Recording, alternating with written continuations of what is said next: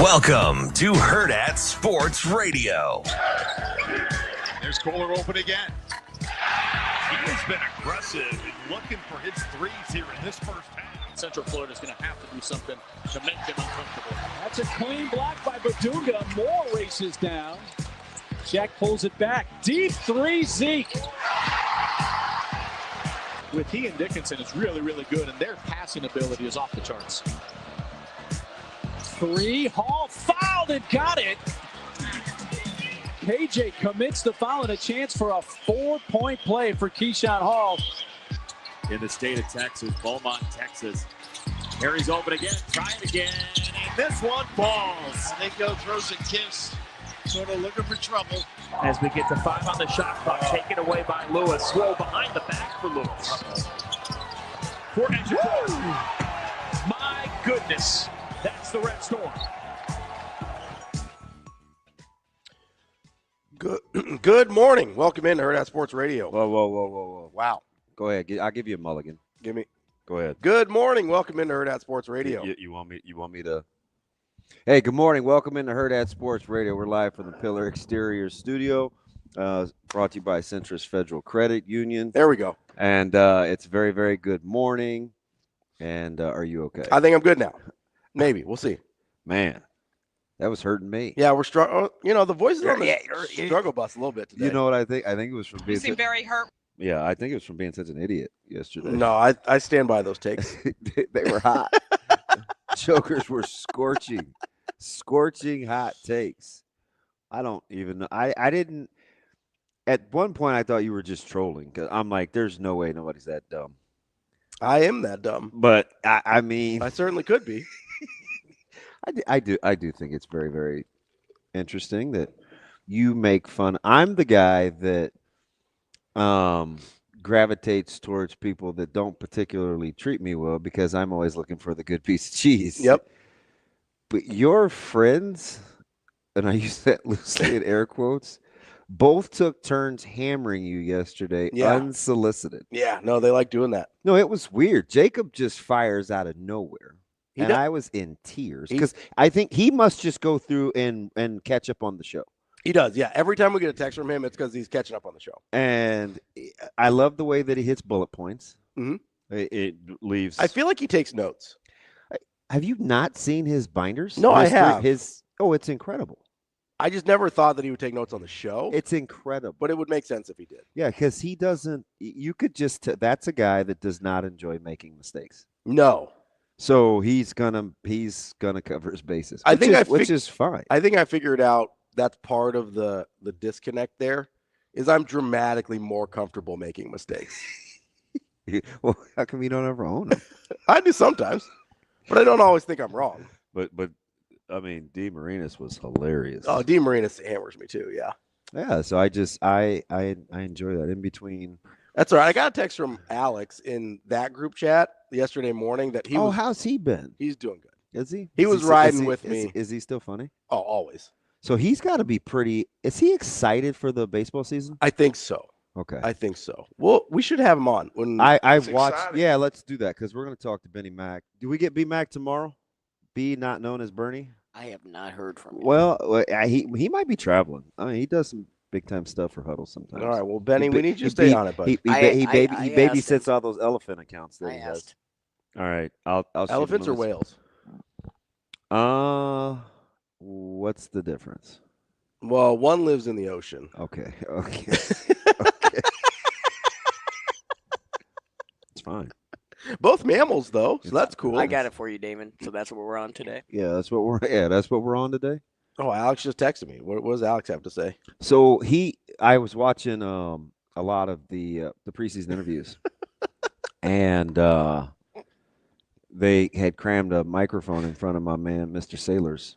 Oh yeah, he looks like $1 million. I told his dad Noah. Yeah, he's got a lot of his dad. He must have some. His dad was a meathead too, and he just was commenting on the season and the differences with the staff, and this is that odd year where you have The overlap. the coach in waiting. Mm-hmm. Yeah, I'm going to sanitize what Alex said for air. And so this is going to be a really interesting season. But I have an affinity for Mr. Saylor, so that was he looked fantastic. Alex said, and this is a paraphrase because I can't repeat what he said. Yeah, he likes expletives, right? He does. Yeah, okay. Even more than I do. Okay. He's probably closer to Sauter in terms of like level of expletive use, but. He goes, I'm very excited to see how this coaching situation plays out. Yeah. That's the sanitized version. Yeah. But he kind of lives for the chaos too. Does he? Yeah, so he enjoys that. And we get his well, actually he's mine first because I've known the family since he was a kiddo, but we get his Mr. Tuesday night in Lincoln. Who's that? Haligzo. Oh yeah. Yes, we swapped. Yeah.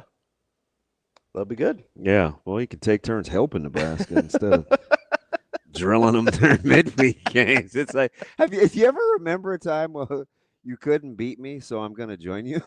Does it usually go the other way? Yeah. Yep. That usually does go the other way. Yeah. That's all right though. So he'll be a plug and play guy. Yeah, it'll be interesting. I'm excited to talk to Benny Mack. I'm excited. We'll talk to Alex at some point about Creighton baseball. Nebraska actually has some good problems. Yeah. Yeah, because they return everybody, and like 99 problems, and some extras. More money, more problems. Yeah, like they've got some guys they got to find some at bats for, and that's a good problem to have. Our favorite friend's nephew, coming off the verse. Yeah, he's pretty happy. He just got another. We just were talking about Max, a couple of days ago, and he may have to find a place, and we'll see what happens with Silva. They got some. I'm excited. That's good. And they have a brutal schedule, so I'm even more excited. Listen, I love a good non-con. And B-Mac can get us our NBA fix. He can. I have a pretty hot NBA take. He has some pretty hot Chiefs takes too. Oh, does he? Yeah. He's a realist though. Yeah. Let me put it to you. Unlike some of our other Chiefs fans. No, let me put it to you like this. He can be out of pocket in the moment. But he'll come back. We'll get him back. I feel like that's what I'm like. No. This is so. I'm gonna tell you how today's not gonna go. I just stay out of pocket. Yeah, today is not gonna be a day where we find ways. You cannot give yourself flowers. We're not gonna do that. You're gonna have to own your muckety muck. we're not. No, we're not. There's no soft landings, and you can't roll yourself a mulligan card either. Somebody else has to give it to you. No, I'm fine. I don't need a mulligan. Okay. I'm good. You gotta own your mess. Listen, it's only a mess to the people on the outside that don't know what's going on. You got it, NBA. No, we there's 2K in the stream every day. I mean, we know what's going on. Some of those people are riding with me though. Some of them. Unfortunately. Which is kind of weird. I think it's more like charity. We have a very giving. It is Giving Wednesday. I think we have a very giving, like a charitable audience. Yes, I think some people just are able to see they're able to see through the chaos and be like, oh, there it is. Is that what we it see? is? Yeah, I see what you're trying to do. We just said we're not going to do that. It's like a beautiful mind. We're just not. like, no. I see all the things lining up here. Great movie. Yeah, Russell Crowe. Great movie. Jennifer Connelly. I confused. You wanted to say Aniston and Garner. I wanted to say Garner first, and then I was like, wait, nope, Connelly. By the way, we don't do. I think we kind of do pop culture, but we don't do pop culture. A little bit. So are we riding with this? I feel like I'm not a gossipy guy, but I kind of want to ask this question. Let's do it. We talk about sports in a very gossipy way. Let's just do it. So you doing the Blake Lively thing? No, not Blake Lively. Okay. Not okay, because there's some drama there too. Yeah, but what do we got? So, get my nuts. No, not speaking of which, what's going on with Aniston and Barack? I'm sorry. Just stick to sports. I don't know. All of a sudden on my TikTok algorithm, I get these videos that are like, are Jennifer Aniston and Barack Obama having a thing? Like Michelle hasn't been around lately. What's going on? Oh yeah. I don't know. But I like my TikTok algorithm, so I'm not messing with it. You're tiered. No, I'm kind of vibing with it. All right. It's playing my music. My dumb butt got on. I was just playing random songs last night, and so it's kind of on this music thing. And but I'm like, shoot, if I go through and I reset it, I don't know. I kind of like where I'm vibing right now. Yeah. So I'm just gonna have to deal with some of the mucky muck. I'm just fast forward. So if I scroll like if I just go, yeah. What does it? That impacts your algorithm too. Like if you skip a video, basically. Okay, so I just need to skip a few that may be a little extra that I don't want. Yeah, you got to move on fast. Yeah. Because the longer you watch the video, the more the algorithm. Lot of snarky dad to kid to wife jokes. Sure. So I maybe I need to be nicer. Nicer to your family. Yeah. A lot of that going on. Yeah, you gotta swipe through the ones you don't want to watch. That way it impacts your algorithm the right way. Because I never hard reset my algorithm. I kind of do it organically. I've probably done it 4 times, I bet. Yeah, I kind of do it organically. I'm like, I don't want to watch that. Yesterday, and Micah deleted his, and he can't get it back, so he's not happy. What'd you delete it for, Micah? I don't know. So I spent. We need to hit him up because, I always tell him to make sure. More people in my life that are gonna slap my hands about stuff. Yeah, he did. What did he want me to ask you yesterday? Damon Thompson. Yeah. Oh, he was on one yesterday. Fine. Yeah. He's fine. We'll see what happens. It's too early to take a victory lap. Guys and he's such a, I don't know what you call his personality, but a couple guys, obviously, with colleges in town and recruiting, a couple guys getting offered.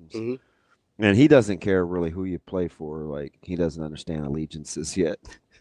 He's like, oh, good for him and him, because I'm tired of seeing other guys get offers and him not get one. And I was like, we're not cheering for those guys. It could be whomever, right? And he knows all the tea. Yeah. Well, such and such is hurt, and his Achilles, and his this, and his that. I'm like, look, man. Right about now is when you start minding your own business. He says he's doing too much. Yeah. Yeah, we're not doing this thing where we go to watch other people play that you compete with. We're not doing that. And about another year, when you're contributing more on Friday nights, you won't want to. Mm-hmm. You know what I mean? You just. I do think it's different before, and maybe I'm just making before those guys beat your head in. Before you get Fridays? to varsity. Yeah. Yeah, I think it's different because you're all sort of. It feels more like you're all sort of in the same boat until then. Yeah. Like you're playing JV and freshman or whatever, right? And it's it's real, but it doesn't feel the same. It's still real to me, damn it. That's an all-time great video. It is, and I like wrestling. By the way, is it still real to you? On my algorithm, of course. Yeah, Dusty Rhodes had a great. I am the cold-blooded sausage maker. Every time I hear Dusty Rhodes, you didn't. I want to sing "Country Roads" by John Denver. No, Dusty Rhodes. Out on John Denver. R.I.P. Out on John Denver. I knew that one. Pour one out. I did go down an Elton John rabbit hole. Yeah, what did we find? Oh, just I was just explaining because this was how it was told to me when I first found this song. I was traveling with the infamous Mr. Leslie, and he knows I'm an Elton John fan, and he has a catalog, and he pretends to be able to sing because he played in a band, which is how he wooed his wife. But that's a whole nother story. Which, by the way, I don't even think you have to be good looking. I should ask Daniel because sometimes if you're just in a band, if you're in a band, people gravitate towards that. And Daniel's wife is significantly better looking than him. And I would say John's is too. So I'm like, it must be the singing. There is, I think, in a band thing. So Shane, you have a couple of my renditions where I'm a great singer. Some he saved forever. Mm-hmm. Maybe this is why I struggle. Shane, how about? Do you remember my Keith Urban? Oh no! Oh no! It was. And I pray that I make it some. No. That is Islands in the Stream. No, not that one either. You could hear a cricket now. No, that's no. So it's because I want a. No, Shane. So yeah. You doing all right? I'm fine. You all right? You sure? Yeah. What Elton John rabbit hole were you down? Mona Lisa and Mad Hatters. Okay. So I can't remember where we were going. Maybe Minnesota. Mm-hmm. I don't know. It was someplace far, and he was driving.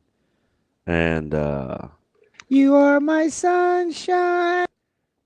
Nailed it. That was pretty good. No, I was kidding. That was terrible.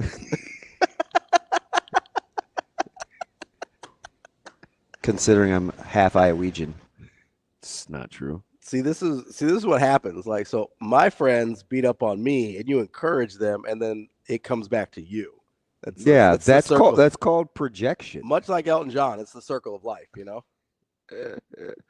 By the way, again on the algorithm, Teddy Swims was doing a deal in studio with a guy, and they did the song they did a Lion King, the Lion King rendition, and Teddy Swims just went into character. Like Hakuna Matata. Now, is that a song you would like be crooning over? No. Simba, I'm very disappointed in you. You might be the dumbest person I've ever met.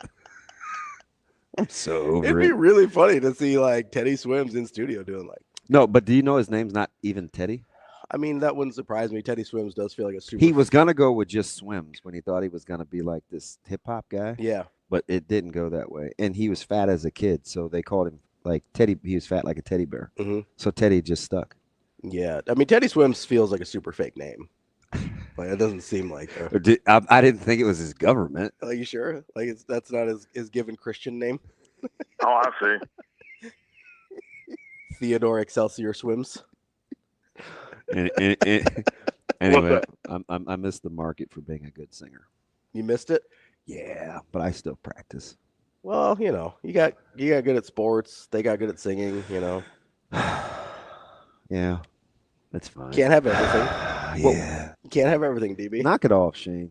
All right. Records, take your unless freedom. Unless you're Bronson Arroyo. Oh, why? That's a deep cut. He like has albums. Oh, is he still wearing like the head tie headband thing? I don't think so. I think maybe that's a musician thing too. I think he stopped doing the cornrows, which is a good move for him. And by the way, considering he was my last TikTok thing. Yeah, I do probably need to reset it because I'm over kind of whatever Billie Eilish did at her last concert. I'm not interested. Oh, I didn't even see that. Don't. I have no. Don't. I have no don't Billie listen, Eilish on listen, mine. Listen. Don't look. No. Now I kind of want to Google. When I say keep it pushing, I mean keep it pushing. So, anywho, what was your NBA hot take? I think the Warriors should trade Steph Curry. I think they should trade him. But you're winning. No, they're actually not. They got their head beat in again. No, they beat Utah barely. Oh, yeah, that's right. They almost did trick that off, but did not. Against the worst team in the league. So you having an unnatural allegiance to losers is not like you. That's a good pull. So now all of a sudden you want your boy out of San Francisco? So everybody knows I'm a Curry fan over a Warriors fan, right? That's my allegiance. It's to Wardell Steffen, and he deserves better because I've been sitting here for damn near half. No, I'm out. No. I'm out. Okay, see, no, you listen. What?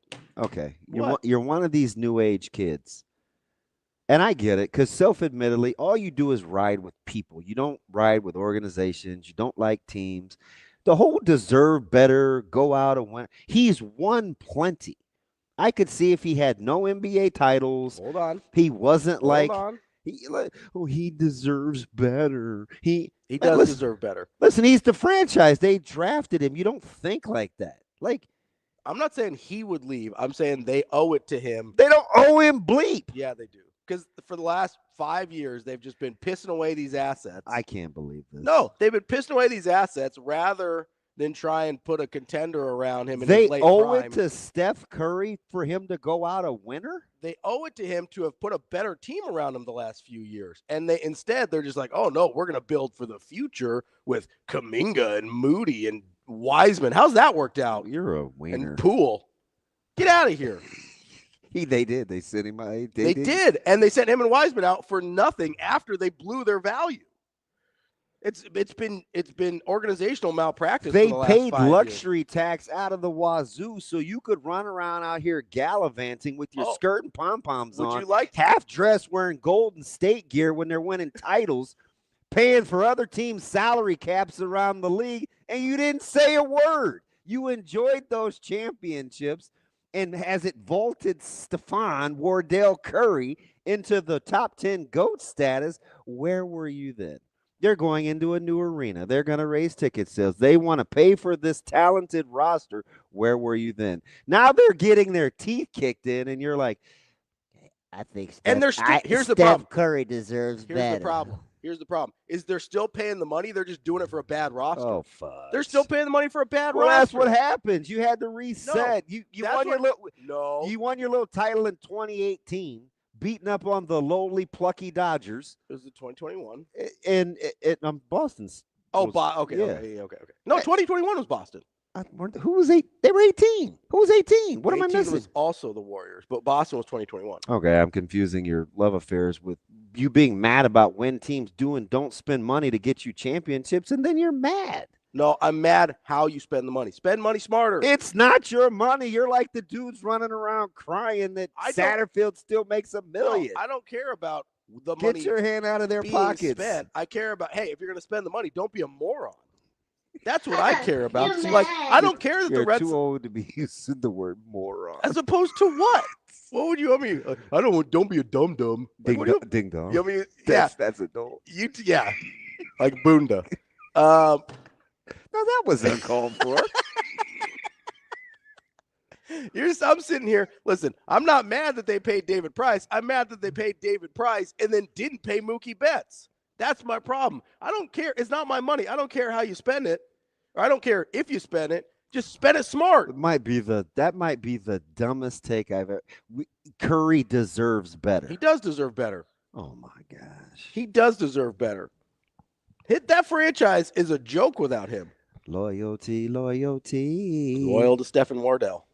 That's where my loyalty lies. Incredible. And I've been upfront about it the whole time. You knew where my loyalties lie. I would have liked it to have worked out here with the Warriors, but they refused to do anything. They're like, don't worry, we got Dennis Schroeder. It's all good. Which is a nice pickup, but not like it doesn't. That dude's been a Laker like 24 times. I'm familiar. It doesn't fix anything. Schroeder, he'll help you out. You're winning. Yeah, he'll help you make the play-in team. Cool. Dope. Wow, man, I can't believe you. I'm spoiled. He deserves better. He does deserve better. You had the assets to cash in to extend this run, and they're like, no, we think Kuminga's the future. It's freaking bats. Morons. Oh, sorry. Ding dongs. Like, what's the TikTok song? Ding dong. That's an old one. That's old school. That's my NBA hot take. That's fine. Either make a move to make yourself a contender, which I think we're past that point. They don't really have the assets for that anymore. Or trade Steph. That's what I want. That's all I want. All right. It is Giving Wednesday. You know what you have somebody riding with you. It's pride. I'm with Ravi. I've been telling my friend for a month they should get Steph out. But is it because they owe it to him or because they have a chance to get some assets? Well, both. That's not what you said. No, there's clearly a difference. I don't care about what the Warriors get back once Steph's gone. See, that's selfish, at this point, it is the only smart organizational move to reset the roster. Yeah. Both can be true, and I can only care about one of them. Make a play for Jimmy Butler. He's suspended again. Yeah, that's going to be great. Can't wait. Honestly, the only thing they should do, if they're going to try and do anything, is they should try and get value for the distressed asset of Zion. That's what they should try and do because it's a high risk, high reward, but that's where we're at. There's no safe place here anymore. Shane, it's 2025 and Ovechkin's having highlights on SportsCenter. Did you ever think that was going to be a thing? No. Dude is still pucking. He's like at a high level. I'm sorry, he's still what? Pucking. Oh, okay. Hurrdat Sports Radio coming up next. We will be back.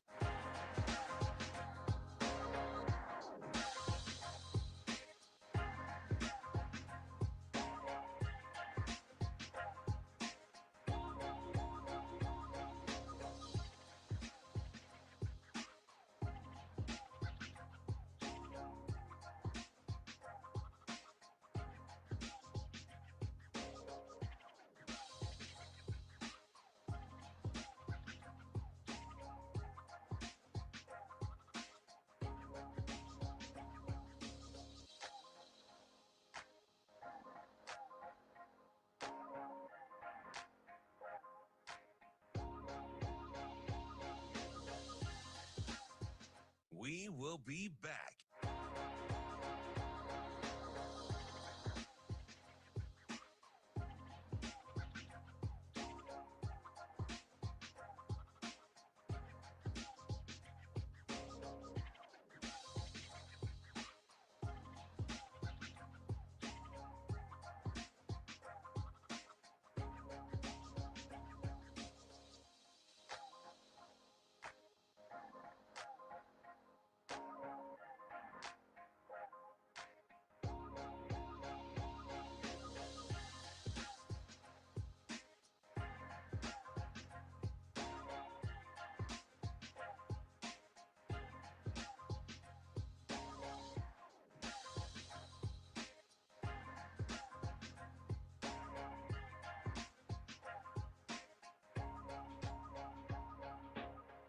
We will be back.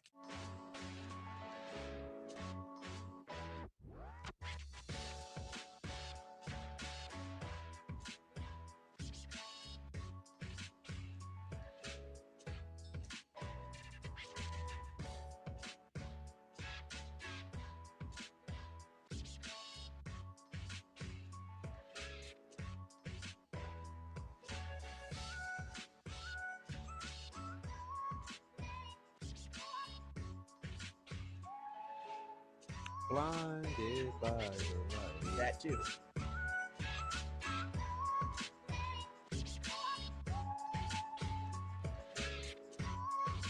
Blinded by the light. That. Collide. It's a song. We will be You back. and I collide. Do, do, do, do.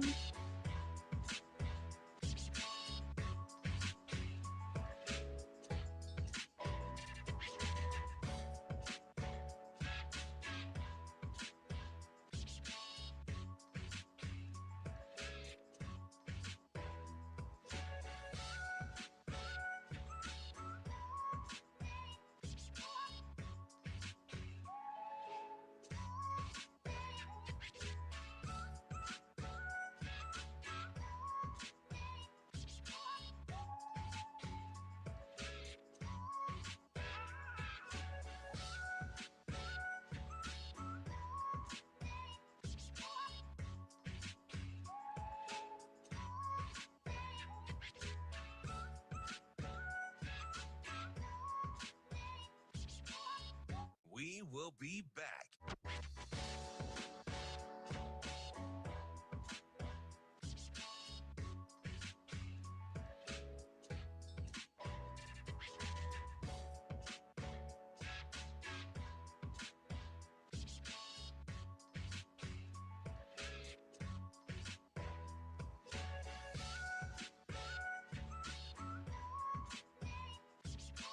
We will be back.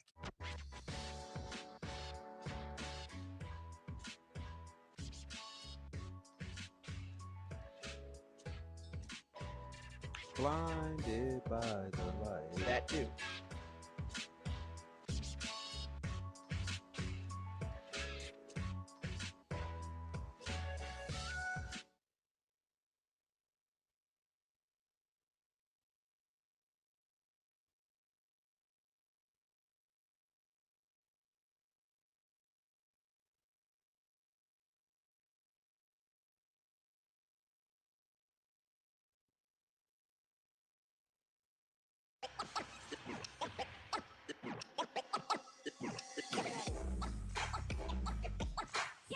You're listening to Hurrdat Sports Radio.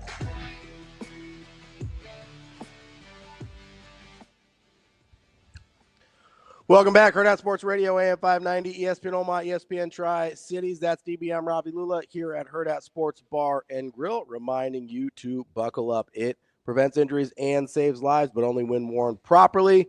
Make it click. This message from the NDOT Highway Safety Office. Listen. Hey, you're the one getting hammered. Don't. It ain't me. I'm not getting hammered. Just because people are throwing rocks at me, they're bouncing right off. All right. This house ain't made of glass. Okay.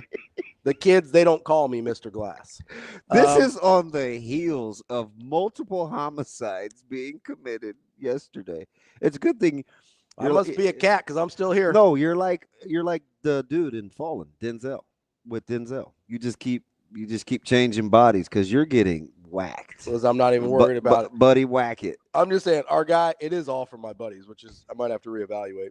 Those people know I'm not afraid to cut people off. So, our guy, our guy RP is who it has famously the worst take of the NBA was better in the 80s and 90s. It's not terrible. Okay, it wasn't.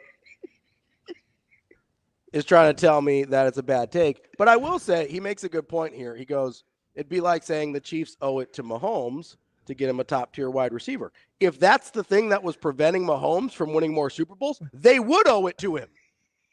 Also, thank you for comparing Curry to Mahomes. That's a proper analogy. Thank you. I appreciate that. They break the math. There are two guys at their position that break the math.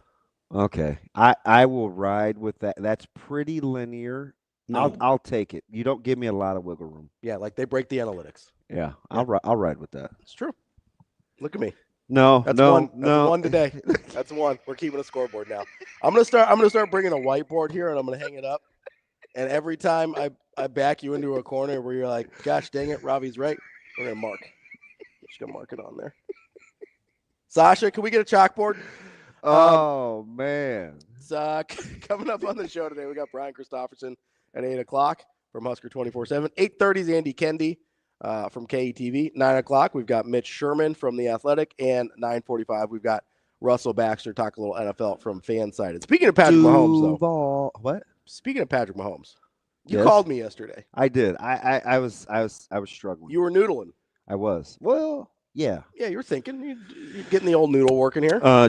3 bosses ago, I had a guy that dropped that term on me. Noodling? Yes. And it stuck. 3 bosses ago is Andy? Correct. Very good. You would not be my game partner because I would end up killing you. But that you do. It's very good. It's very good. Yeah. And so you call me. You go, okay. We're trying to figure out kind of a corollary for this. Game Dog came back with a vengeance. We just asked where this dude was, and he comes in just regurgitating data. My God, Game Dog picked up where he left off. None of these people that say this watched regular season 80s and 90s basketball. No, I know. Listen. You know what I'm saying. I do. I know what I'm saying. I do. We're not going to rehash this. You called me yesterday though. You go, hey, trying to figure out a corollary between this Josh Allen, Patrick Mahomes thing. Yeah, it was all over the talking heads. It was, and everybody kept saying Reggie Miller, and it's not Reggie Miller. So I called you and I said, hey, Josh Allen better than Reggie Miller. Am I misremembering? Like Reggie Miller was He was good. He was very good. But he wasn't Josh Allen to his sport. I think that's correct. Yeah, I agree with that. Well, thank you. I agree. I'm pretty smart. See, I'm going to put one over here. This DB was right. Ravi was right up here. DB was right down here. Put a mark. Why are you up there and I'm down here? Well, because I can't reach I can't go left and right here. I can't laterally reach. I don't have the super long arms. So it's not Reggie Miller. No, I think Josh Allen's better than the equivalent of Reggie Miller in the sport. I think Reggie Miller would be like Phillip Rivers. That was that was over text though, right? Yeah, that part was. Phillip Rivers. So I thought about that. I thought about Phillip Rivers. Mm-hmm. And I still think you could easily make the case to put I would put Phillip Rivers in the Hall of Fame probably. I think so. I would agree. Now, I'm going to get some pushback. Severe and I have argued round and round about this. And he makes some good salient points. I probably would put Phillip in. But I think relative to – this is hard, so hang in here. Because I get the game is vastly different. But Phillip Rivers plays it more when he was playing like quarterbacks play today. Sure. Okay. Yeah, I could buy that. It's much more wide open. Mm-hmm. But quarterback play is tailored more to Phillip in 2025 than 2010. Like he'd be better now than he was then. I would agree with that. I'd buy that. Okay, so and Rivers now having said that, Allen is better amongst his peers Yes. currently than I think Rivers ever was. I think so. I think that's fair. Because the list with Rivers was Brady, Manning, Gap, Roethlisberger, Rivers, the rest of that group, right? Yeah, Is that fair? Yeah, that's fair. Although, again, I'm one of those guys that I tell you, Roethlisberger should age better than we talk about him. That's fair. And this isn't just statistically, he will age better. I think he was really good. He was, but there's a gap between those two and everybody else. Yeah. Now it's Mahomes, Gap, Allen, Jackson, Burrow. Yeah. Right. I mean, you could make the case. Depending on what happens. I think I'd put Allen over Jackson at this point. It's closer. And I said this. I can't remember who I said this to yesterday. I feel like I was arguing about this with everybody. Not arguing, but I was having this conversation. Because you were trying to figure out the corollary. Marino gets the comp for quarterbacks that couldn't get over the hump. But, again, we kind of misremember Marino's career. Mm-hmm. Right? Great pure pass. I'm not arguing with arm talent. Any of that. Yeah. But, again, I'm also one of those guys that would make the case where if you ask, gun to head, I'm still not sure who I take between Warren Moon and Dan Marino. Fair. Right? So I love Marino. Warren Moon could sling it. He was incredible. Yeah. He's incredible. Total side note, another guy that would have aged way better in today's system, both Warren Moon, Randall Cunningham. I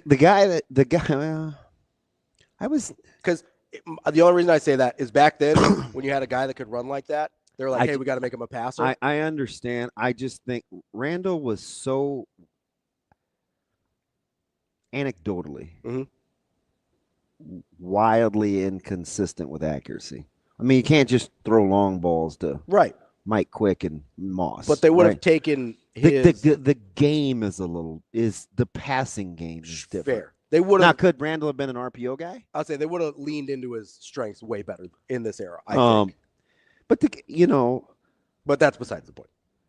Like the guy, we're kind of overlooking real-time Burrow. Yeah, we are, because he's been out of our mind for a couple and years. He's only played for the one, right? Like Burrow could be in trouble. Yeah. When I asked who's our national guy, it's like how many guys we talking about here that could have gold jackets that got to be thinking the time is now. That was just Arif. Was it? It was Vinny Iyer. Oh, that's right. Yeah. Like Burrow's, go look at Burrow is an afterthought. His season statistically was on par with anybody that has ever played the game sans Brady's 50-8 or whatever he went. But he didn't make the playoffs. They weren't a very good team. Never in the MVP discussion. I mean, nothing. Yeah. Like Burrow's incredible. Yeah. That's the guy. Burrow is the guy that I picked over Allen and Jackson consistently because he's the only guy that I think can challenge Mahomes. Now the team's not good enough around him right now. But and head to head, Burrow has some notches. He's the only guy to have beaten Mahomes in the playoffs besides Brady. Yeah, not David's got it. What's he got? David's got it. I don't know why I didn't think of this. Jerry West versus the Celtics. Oh yeah. That's went really good. I went Bradshaw, Stabler. Yeah. I went Patrick Ewing. Yeah, so Ewing's the one I get. Ewing was great. Yeah, Ewing versus Jordan is the one that comes to my mind. But I still don't know that Ewing was as good in the NBA amongst his peers as Allen is amongst his. Listen, Allen is elite. So was Peak Ewing. Peak Ewing was elite. Yeah, I don't know. I mean, Jerry West is a great pull. I'm not arguing with Jerry West. I think Jerry West may be the pull. But we can keep talking about this after the break, too, because I think Patrick Ewing is close. Because, what my whole point in this is we're underselling Josh Allen. It's not Josh Allen's fault. Oh, 100%. So these guys that 100%. are like, he's got to get out over the hump, and he had the ball with a couple minutes. He made the throw that he needed to make. The guy didn't catch it. So then the whole thing just set me off. I'm like, all right. We're underselling Josh Allen. I agree. Let's revisit this as we come back. That's DB. I'm Ravi. Lulla. More Hurrdat Sports Radio coming up next. We will be back.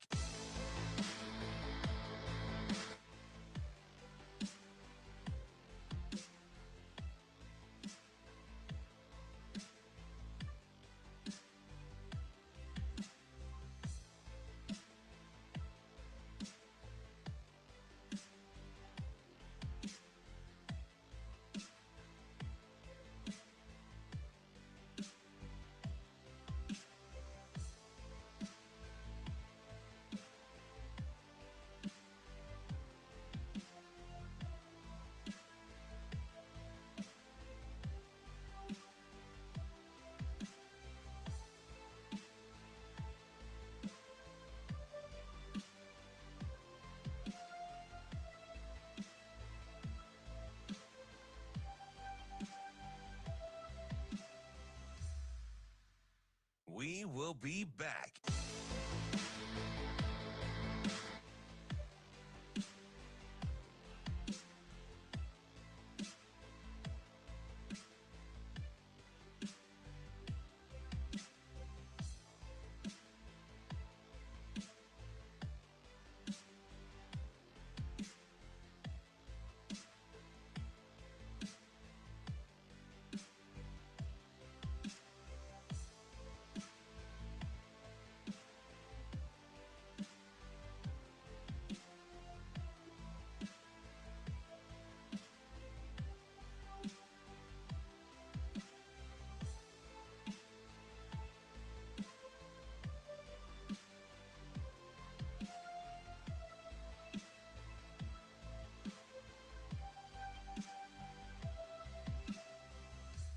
We will be back.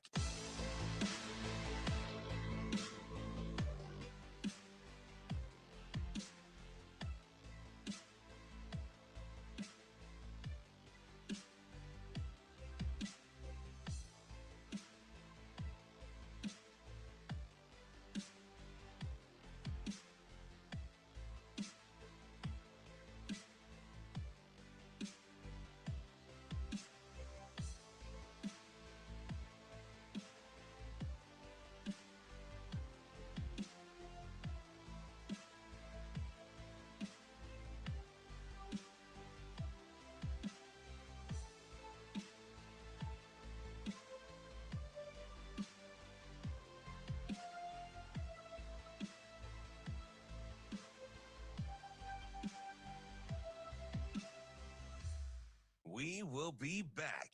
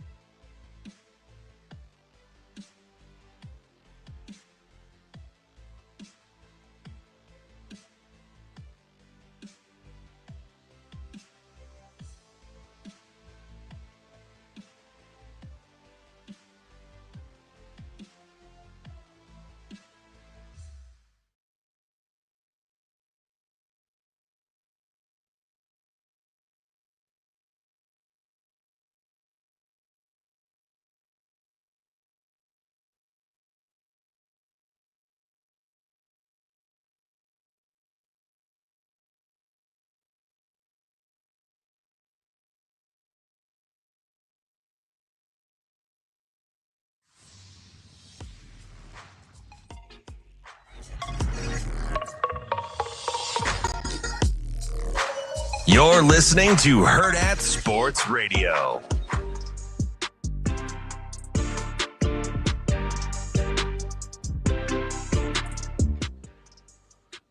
Wrapping up hour number one here on Hurrdat Sports Radio, AM 590, ESPN Omaha, ESPN Tri-Cities. That's DBM Ravi Lulla here on the Pillar Exterior stage. We're having this conversation about Patrick Mahomes and Josh Allen and what's a historical kind of corollary for what we're seeing here. And this is on the heels of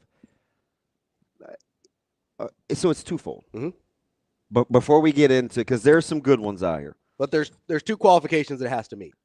So, but the conversation is birthed twofold, right? Number one is how bleak.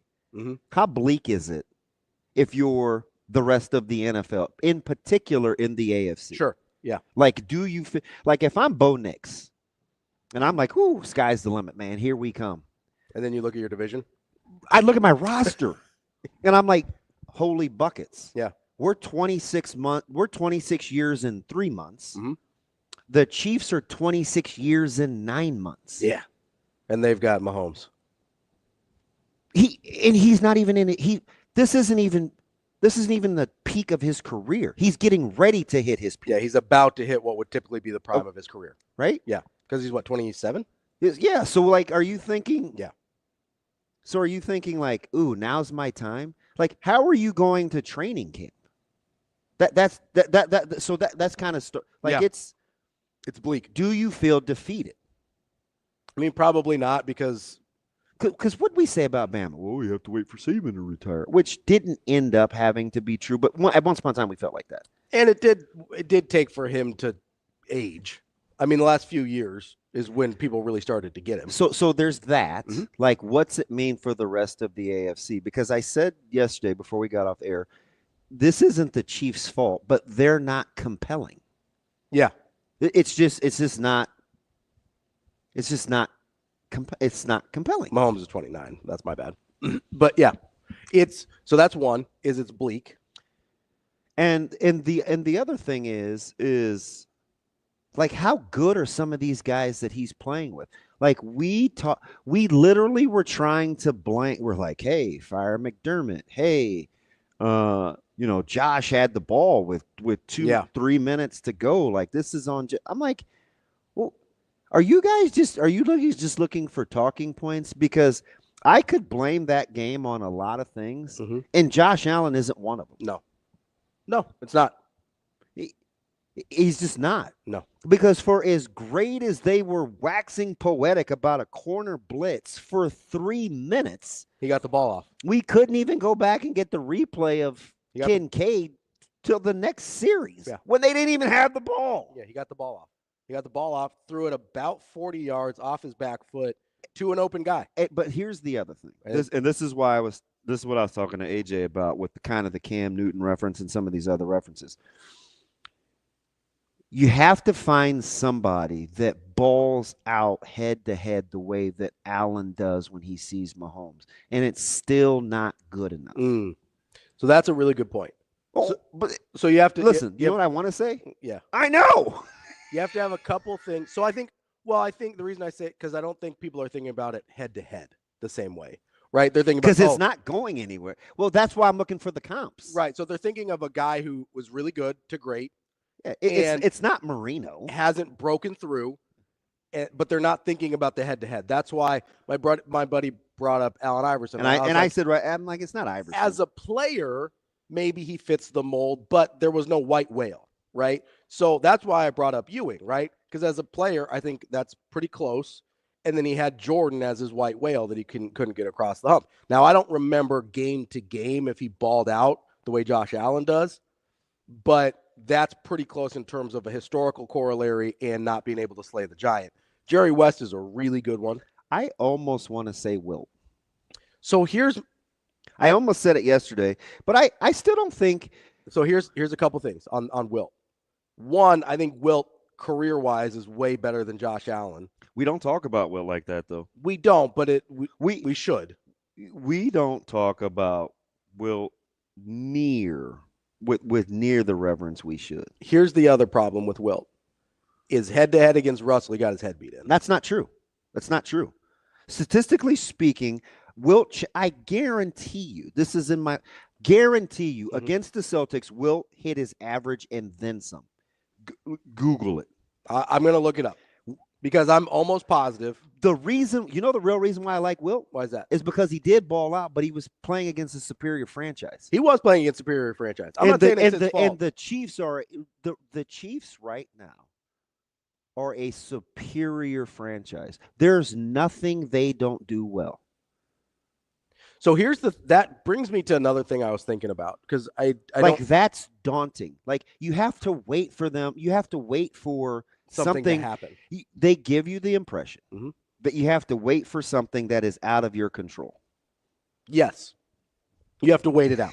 So here's the thing that's kind of miserable. So that kind of brings me up to this thing I was thinking about with the Chiefs, because I think we were talking to Vinny about it, and we were asking like, hey, because we brought up the McDermott thing, which I think it's kind of a ridiculous notion that McDermott should be fired. But I thought the premise was interesting that you're not going to catch Mahomes, so you have to catch the Chiefs somewhere else, right? Now, I don't think that's going to be with coaching. I don't know that you're going to get somebody so much better than McDermott that you're going to close the gap on Reed, right? But is there any place, because they play special teams well, obviously the defense is really good, like where is a place? Because it's not a perfect team, right? Chiefs are really, really well run, but they're not perfect. Where is the place where you could theoretically close the gap? You need good health. You need good health, number one. So a little luck. And I think you have to do it on the defensive side of the ball. Because what the Chiefs have shown you is they'll play any way you want to play it. Mm-hmm. So don't try to outdo where they're really good. And that's opportunities of excellence in crunch time. Don't put that kind of – you're not going to out-execute Kansas City in crunch time. Mm-hmm. Okay? So but you don't have to concede it either. I'm not saying that. But control the things you can control. I think you have to get better on defense. I do. Because the Chiefs don't necessarily do it with just scheme or just personnel.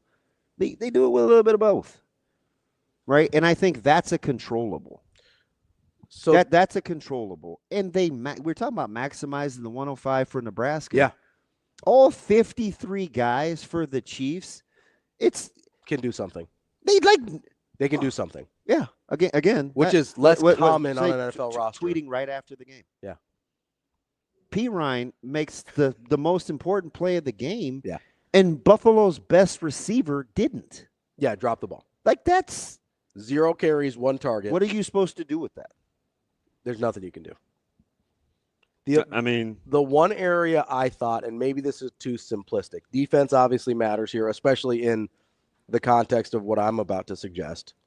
But there almost seems like there's a place for a Harbaugh, like a Jim Harbaugh-esque style, the way he beat Ohio State, right? Of pounding, like just trying to pound their heads in with defense and running the football. Well, that's fine. And I don't even know if that agree with works. you because you do have to play. You do have to play with a certain level of physicality up front, and you have to make the Chiefs pay for situationally matching you up. They're allowed to play with 240-pound ends sometimes just to rush and pinch the passers, but because they're going to be ahead 90% of the time. But it's like, and I think Philadelphia can win the game. I don't have this is it's a coin flip kind of game for me. But I'm not subscribing to Saquon is the difference because Saquon's not a guy you salt clock with. No, he's a home run guy. Yeah, Saquon is like their biggest big play guy. Yeah, he's not 4 yards, 6 yards. So, maybe it's Gainwell, maybe it's Hurts running the ball, but it's not like, But for the thing we're talking about, that's not what Saquon does. Yeah. Right?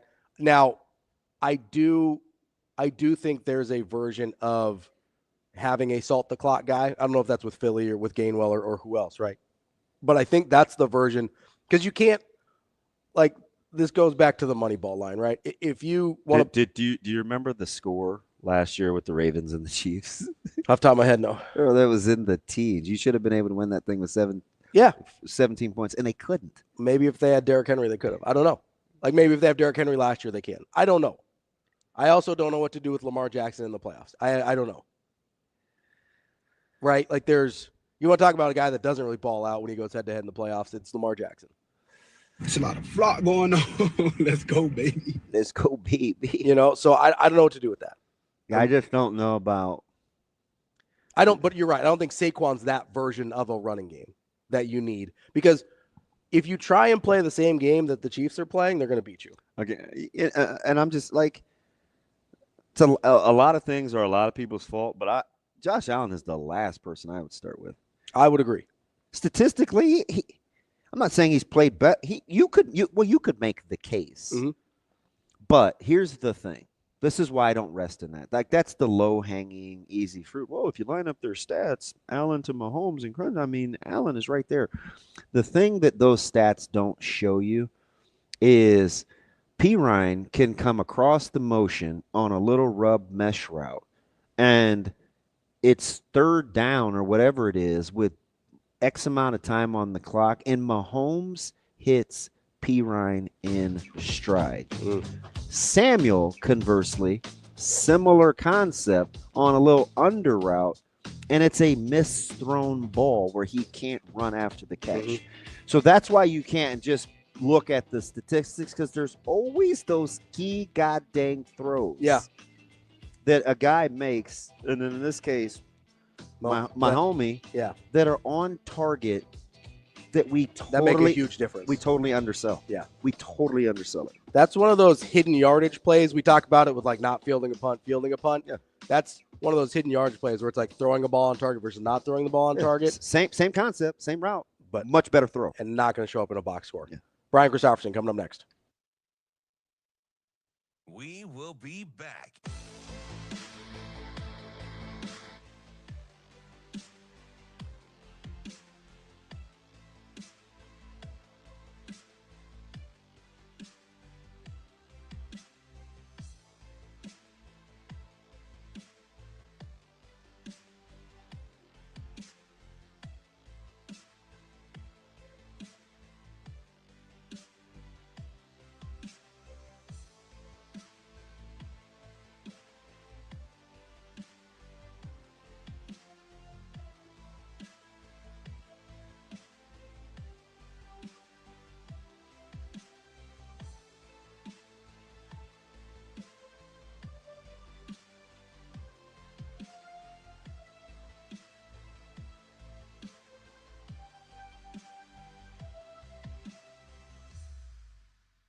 We will be back.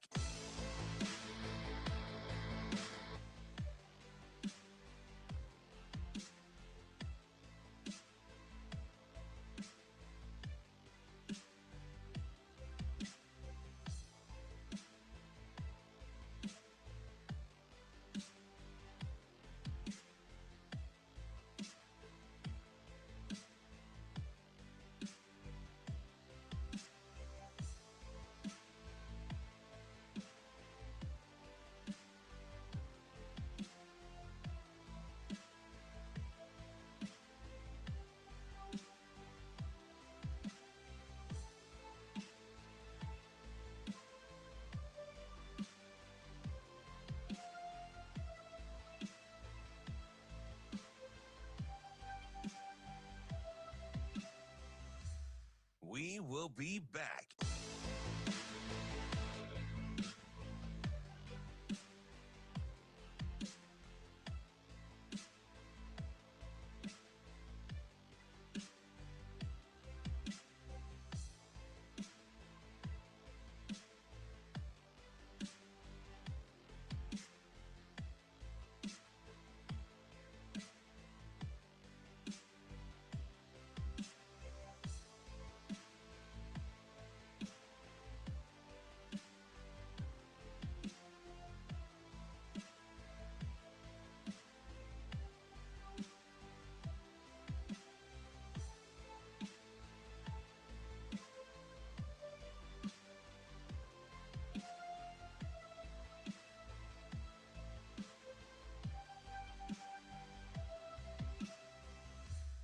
We will be back.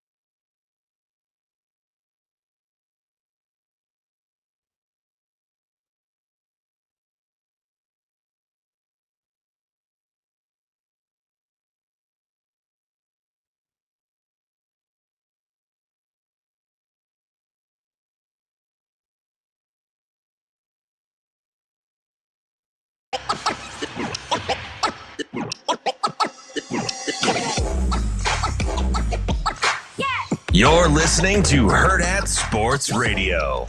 Here is Husker 24/7 senior writer, Brian Christopherson. Yeah, you got guys and walking into Ace Hardware without their shirts on. Brian Christopherson. We got a pretty good sewing circle in this state. Brian Christopherson. To me, it's like crunch time, baby. Here is Brian Christopherson. Kicking off hour number 2 here on Hurrdat Sports Radio, presented by Centris Federal Credit Union. That's DB. I'm Ravi Lulla. here at Hurrdat Sports Bar and Grill. We are joined now by Brian Christopherson from Husker 24/7. What's up, BC?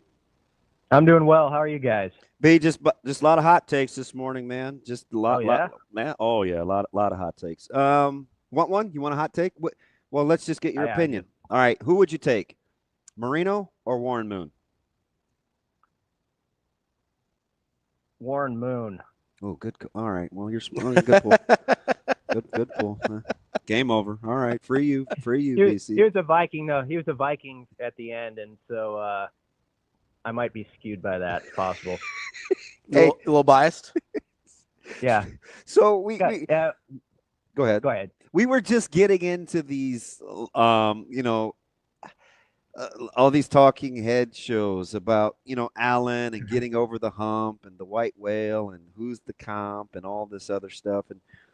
And a lot of these guys, Barkley, Reggie Miller, Hart, some of these guys get thrown out there. And I'm like, you have to find a guy, like Wilt or Jerry West or somebody like my guy David said in our group chat, where they played well, like really well, held their own, and it just wasn't enough. Like Josh Allen plays really, really well against Mahomes. It's just never good enough. And I was just thinking to myself, and you're in this deal because you're a Vikings fan, and I'm a Steelers fan. And Vikings and Steelers are 12 and 13 respectively on a 13-team list of the 13 youngest teams in the NFL. And they're the only two teams on that list that aren't settled at quarterback. And the Chiefs are number 5, and they have Mahomes. Like, that's kind of daunting, right? Like, where's the optimism? Yeah, it's tough to find. I thought more so last year with the Chiefs. I thought they were there for the taking all season, and they just showed like they just have that resilience and that clutch factor. And yes, they get a call here or there, but they just execute so well in situational football that you have to tip your hat. And I'm in the crowd that is sort of frustrated with the storyline as it is right now. And I know we're in Chiefs country, so I don't say that very often. Happy for Terry Braden, by the way, and that he gets to keep coaching one more game with them. But yeah, they're just so good. Like it's 3rd and 8 or whatever, with a couple minutes left, and you got to have that first down and not give the ball back. Andy Reid just has such a good feel for this is where we're going, and then he has a quarterback who just executes it to perfection. And it is daunting because you just know in those moments they're usually not going to flinch. They really haven't, and that's what makes it so tough on everyone.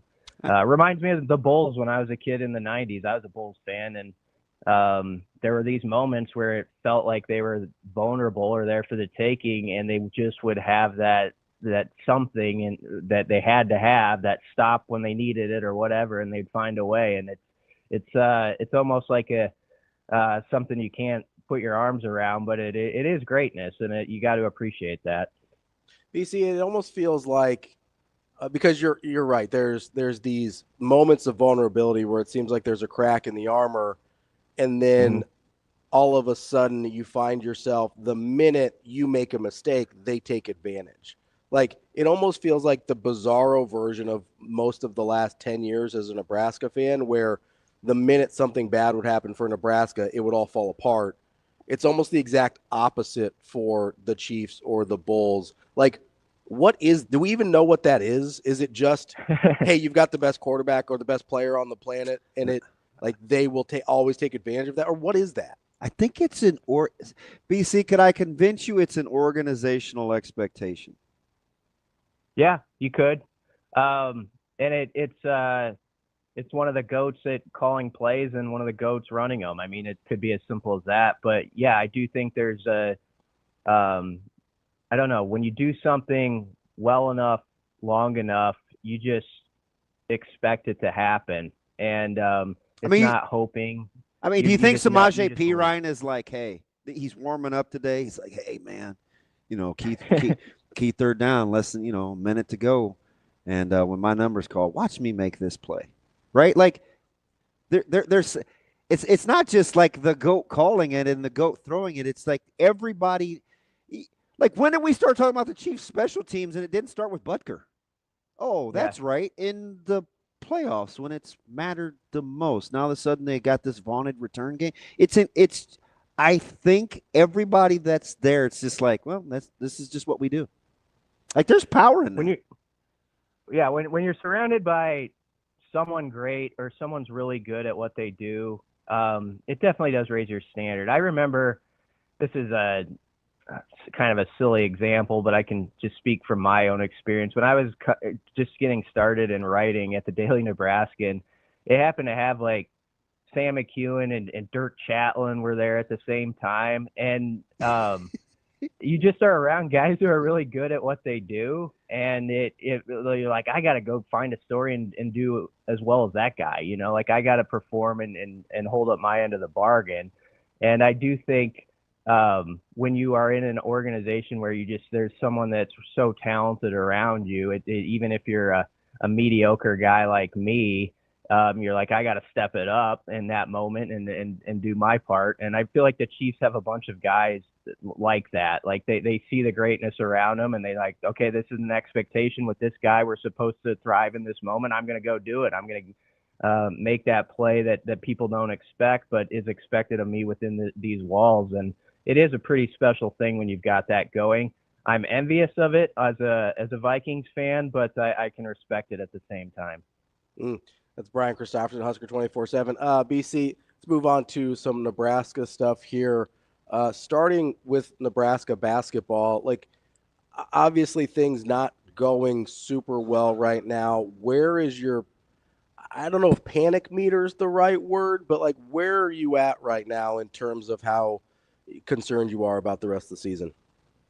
Yeah, I don't know if it's panic, but it's disappointment. It's thinking about how 3 weeks ago, like 25 minutes into the game at Iowa City, you know, I saw some of the deficiencies in this team, but at the moment you're like, you know what, they are buying into this gritty, grimy thing, and you're seeing it here in this game, and you know, finish this thing off, and they're on the path. You know, you're seeing them like at that point as like, you know, an 8 seed kind of team, and then you know, it sort of slowly has slipped away where now you're like, can they make the top 15? You know, they got some work to do to be in the Big Ten tournament, and so from that standpoint, it's disappointing because for all their faults, you still have, you know, your seniors and Bryce Williams and Jawan Gary, and that's a lot of guys who have played a lot of basketball.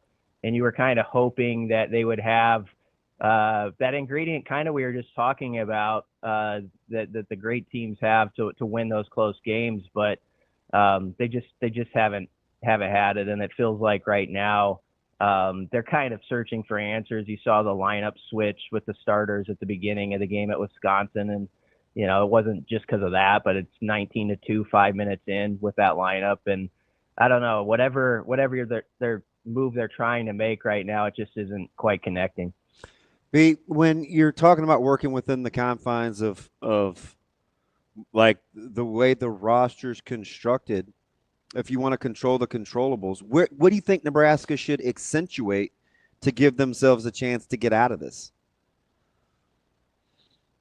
I think that's where it's a tough question because at some point we could really simplify it. It's like you got to have some shooters with the confidence to put it in when they're open. And I don't sense they have like really, I don't know, like third or fourth options that you can bank on in those situations. I mean, their point guards, for instance, are trying hard and trying to excel at what they do well, but you can watch like Raleigh Wooster and he can drive it and get in the paint and get within 5 feet of the bucket, but it's not a place he feels comfortable finishing.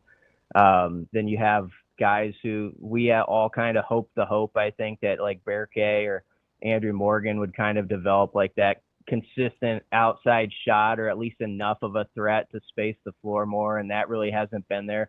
So you ask that question, and it's hard to answer because I don't know who that specific guy is, aside from saying, well, Connor Ephesian needs to just start going off and make 6 or 7 threes as compared to 2 or 3, you know? Like we're in the sort of that state where I don't think it's as simple as just naming that guy or this guy. But I do think, Bryce, I think is going to have to maybe attack even more than he has the last couple of weeks. He's had the numbers, but it has felt like at times it's been a little more passive than you would think from him. And so, maybe that's one place you start. But I think it's got to be with him and Gary, sort of like, this is the expectations. We're going this hard, and hopefully other guys follow. But there's not an easy way out right now. BC, is it too late not in the season, but in kind of the time for Hoiberg at Nebraska to reevaluate how he puts these rosters together? I'm sure they'll have to do a deep search after this season if it continues to not be what they want, about where in particular they missed. And then I think you have to study where other teams have really, really found it this past year, because it's evolving year after year. I want to be careful with it though, because like I think the last few years I've gone on the radio and kind of praised how he's put it together with veterans, and it like I agree. So I don't want to like be knee jerk right now in this skid and act like they've completely flopped there. It's sort of, I realize it's a win or else business, and right now it's or else. But I liked last year's roster he put together, and I really believe they thought going into this season, the parts, when they put them on the board, they liked how the puzzle was going to look, but maybe some of those parts just haven't quite elevated to what they thought they were going to be in certain areas on the floor. Like we don't talk about even like a Gavin Griffiths, but I think there was a hope like he was going to take off and at least be in a rotation, maybe off the bench or something and knock in a couple threes. And, that hasn't been there. And so you could probably go through like 3 or 4 parts of guys they added that we could have talked ourselves into as recently as a few weeks ago. And right now we don't feel like having that conversation. So that's where it's tough to just take a bat to the pinata right now. But I do think they're going to have to look hard at where do we think we didn't quite get it right with this group and what has to change. So, BC, the reason I asked that is I agree with you. The last few years, I thought the roster construction... It's a fair question, Ravi. I just think it's hard to answer, because they have had some that I've liked what they've put together. But, yeah. For sure. And in the last few years, I agree with you. I think the roster construction has been much more coherent than it was the first couple. I guess I wonder, with where Nebraska's at kind of in the college basketball pecking order, is there a kind of hard limit on what they can accomplish, sort of trying to retool and rebuild the team every year the way it seems like they have been? Well, I mean, there is that hope always that you can have this nucleus that comes up through your system and you're attaching to that with the portals, and you're not so dependent on the portal. But there's that part of me that also doesn't know how realistic that is anymore. If you can accomplish that or not, I'd love to see it happen. I'd love it if you could find this group of like 3 or 4 guys that sort of grows up through your system, and you can stick with them and have patience while you're adding these senior parts around them. But I don't know if you can do it or not. It would be an interesting study.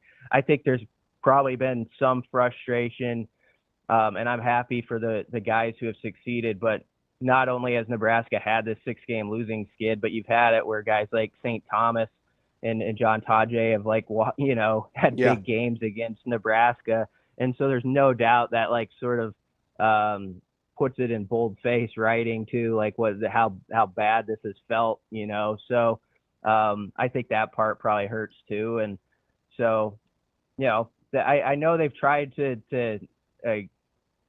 continue to grow the brand locally, but those are some guys who have happened to really take off here lately, that are doing well, that are homegrown kids. And so that probably adds to the frustration of folks. Yeah, and I get it. And I think we got to be able to move on from that unless we say it a different way, right? It's like we can look at Saint and Dawson and Trout and Green, and we watch Salas and Chucky go at it. last night. You mentioned Tanjay, Fiddler's playing for a top team in the country. Where we get to the point where you can say, okay, yeah, I see why they're doing X, Y, and Z. And it's not an indictment of Nebraska as long as we're having the conversation about Nebraska on why, like what they need to do within the confines of what they have. So I say that that's, you know what I mean? I agree with you totally, Damon. I'm not really one to get into the whole thing about actually where they came from and all that, but I bring that up because I know that like when things are going bad, that always gets thrown on the pile too, right? I mean, it's just part of it. When like some local guys are doing well elsewhere, no matter what the circumstances were, and there's sometimes good reasons, and both parties want to be involved with each other too. But I agree with you. It's about what they got to do right now over there is like you're just looking at yourself. Like, where is this missing? Where was it more successful a year ago that have kind of flailed at? Like what was I doing when we were getting to this 71 win percentage from March of 2023 until this 6-game skid, right? Because he's clearly proven he's a good coach. Well, he's not one to make knee-jerk reactions, that's for sure. Because I think Hoiberg also looks at the 6-game skid and he thinks like, if we had 2 of those 4 games, this would be the conversation we thought we'd be having about this team. 2 of those 4 close games they lost. And, those were games they were able to win. And, they had something special sort of in those clutch moments. It actually does kind of connect to how we started this conversation. I mean, last year's team during their run, which everyone kind of got caught up in, they would have these moments where, Rink would go off for 31 game, but then Wilcher would come over here and he'd have 24 another game. And there was always somebody who hit a clutch shot when it was like a 2-point game that gave Nebraska a 5-point lead with 2 minutes left at PBA. And they just sort of had that magic, but I think it was more than magic. It was, they just had more options to go to offensively. And so that's where it just hasn't hit this year. There's not as many guys, I think, capable in those moments or confident right now in their shot to put in the hole, like when you have to have it. And that was different with them a year ago. So you gotta have to look at what you got to do to change the roster in that aspect at a few spots probably. So I love kind of, we watch these videos and they pan the audience, you media guys, since I always like to separate myself only when it's convenient.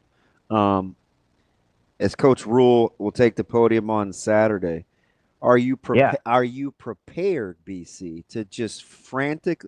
Are you going to have pre-made columns because you're going to have like he could hit 15 different things on the buffet menu on this Saturday blurb, and that may be it. Are you prepared to be just typing frantically trying to get everything? I'm excited for that. I mean, it's got to be a buffet, doesn't it? Yeah, I think they need to carve out an hour for us. Give us an hour there. We might need it. I don't know where you start, but there's all sorts of you could go with the portal additions that have come since the last time he talked and why they like certain guys and how they fit. There's that part. There's the, of course, continued conversation about just hearing him say what he thinks the challenges or the road is to getting to 105. There's these guys you want updates on, like their physical health, that are still listed on the roster that, I think people are just want to hear the head coach talk about, like Teddy and Turner and Demetrius Bell and players like that, like, okay, what's their situation? There's a specific positions where do you still want to, you feel like you could add one more? It's 2 or 3 spots. And I just think it's important. We talk to hear the head coach like say out loud on some of these topics that are repeated over and over again what he thinks right now. And so it is going to be, I think, a really good press conference with a lot of information. And part of the reason you have confidence in saying that is because of the head coach involved, and that he's not going to just get up there and and not give you some answers that are intriguing. You mean you don't think he's going to have an intro like some of the NFL head coaches that have been at their press conferences lately? Oh, my gosh. Duval. And that's getting all the run. I still don't think that was the straight. Well, it might be. It was pretty strange. I thought Ben Johnson was kind of out there, too. I didn't even see their press conferences, but I do not take for granted what we have right now as far as in that setting and how he considers questions and how he gives thoughtful answers and how he communicates to the fan base and understands how the fan base is in on it with them and the mission. And there's always an understanding, I think, from him of that when he does those press conferences. And that's a rare trait in a lot of head coaches. So I really respect that about him. Your KOC got the extension. When's the last time as a Vikings fan you felt like as long as guy blank is there, we'll be just fine? Yeah, I mean, the Vikings have had some coaches I really liked, like Denny Green I was a big fan of and stuff like that. But you're right. I mean, KOC, I think you talk about – I know they failed in the playoffs, so people could take a bat to this as well. But he's been pretty good in close games. And part of it, I think, is he has a temperament where, they sort of believe in those settings they're going to succeed. And I actually – during the regular season, I actually expect the Vikings to come through more than I don't because of that and sort of what they've built in with the organization. Now they got to figure out a way to get to the playoffs where that kind of carries forward. But I think that's a big thing you're looking for in a coach. And, to bring it to locally, I think you look at Rule's record on his third year and beyond, I think it's 31-10. And here we are in year 3, and he's sort of always had that confidence in what he's doing and has had an ability to evolve to what the circumstances are around him. And so you're hoping that he shows he's one of those guys too as a head coach where here in year 3 we start to see that belief he has in what he's doing take off in the players as well, and they win those close games. How much do you think he has an advantage considering I think he knows how they want to play on offense and defense that will help him trim that 105, right? Because ultimately, that's how you have to practice. It makes you really be cognizant of who you want to be as a football team, right? Like that year 3 and that success, maybe that could be kind of a sneaky advantage. Yeah, I think so. And I do think the bowl practices probably helped a lot in that too. Like, Dana Holgerson talked about how he got those like 8 to 10 practices. He got 15, but the first 10, he was already like, I know a lot more about these guys than I did beforehand. And I think that's information that's going to be useful. I think they'll have an easy enough time, and I say that, you know what I mean, to get to like 110, 112. Yep. I think when you get to those last 5 or so, it'll be really challenging. I'm waiting for the taxi squad to be mentioned before fall camp opens next year, BC. Yeah, you have a lot to look forward to. Me, not as much. That's our guy, Brian Christopherson, Husker 24/7. BC, we'll talk to you later. Thanks, B. Yeah, thanks, guys. More Hurrdat Sports Radio coming next.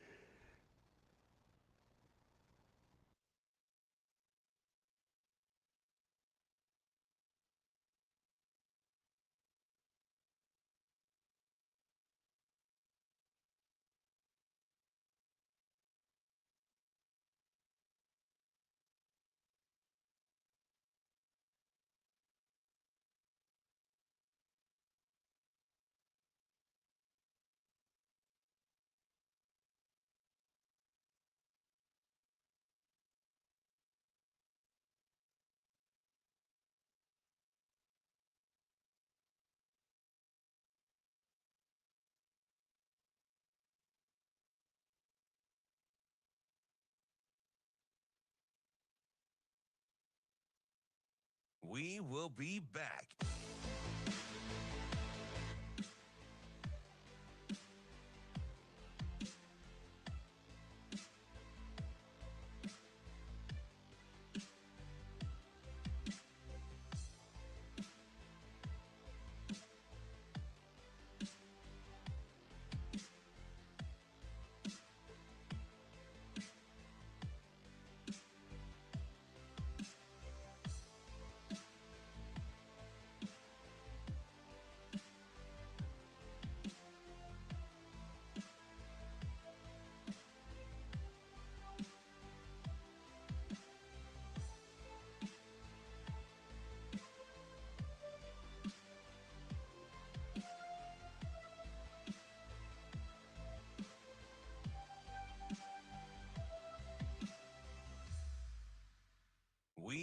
be back.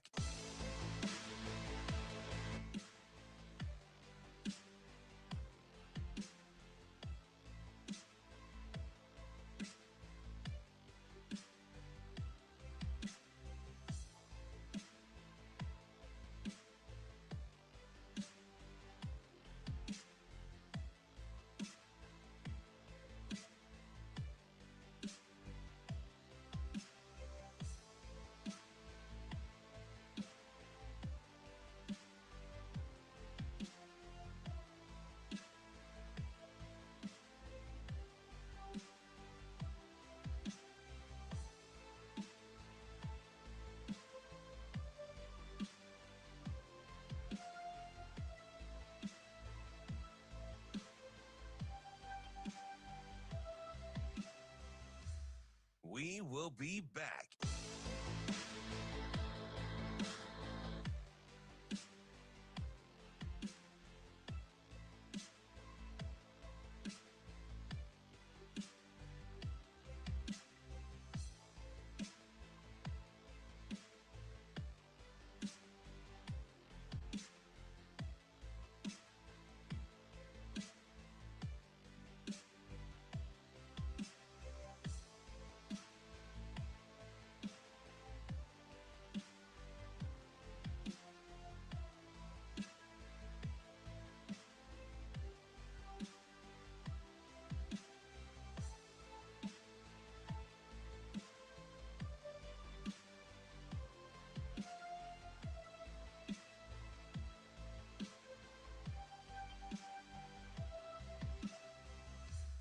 We will be back.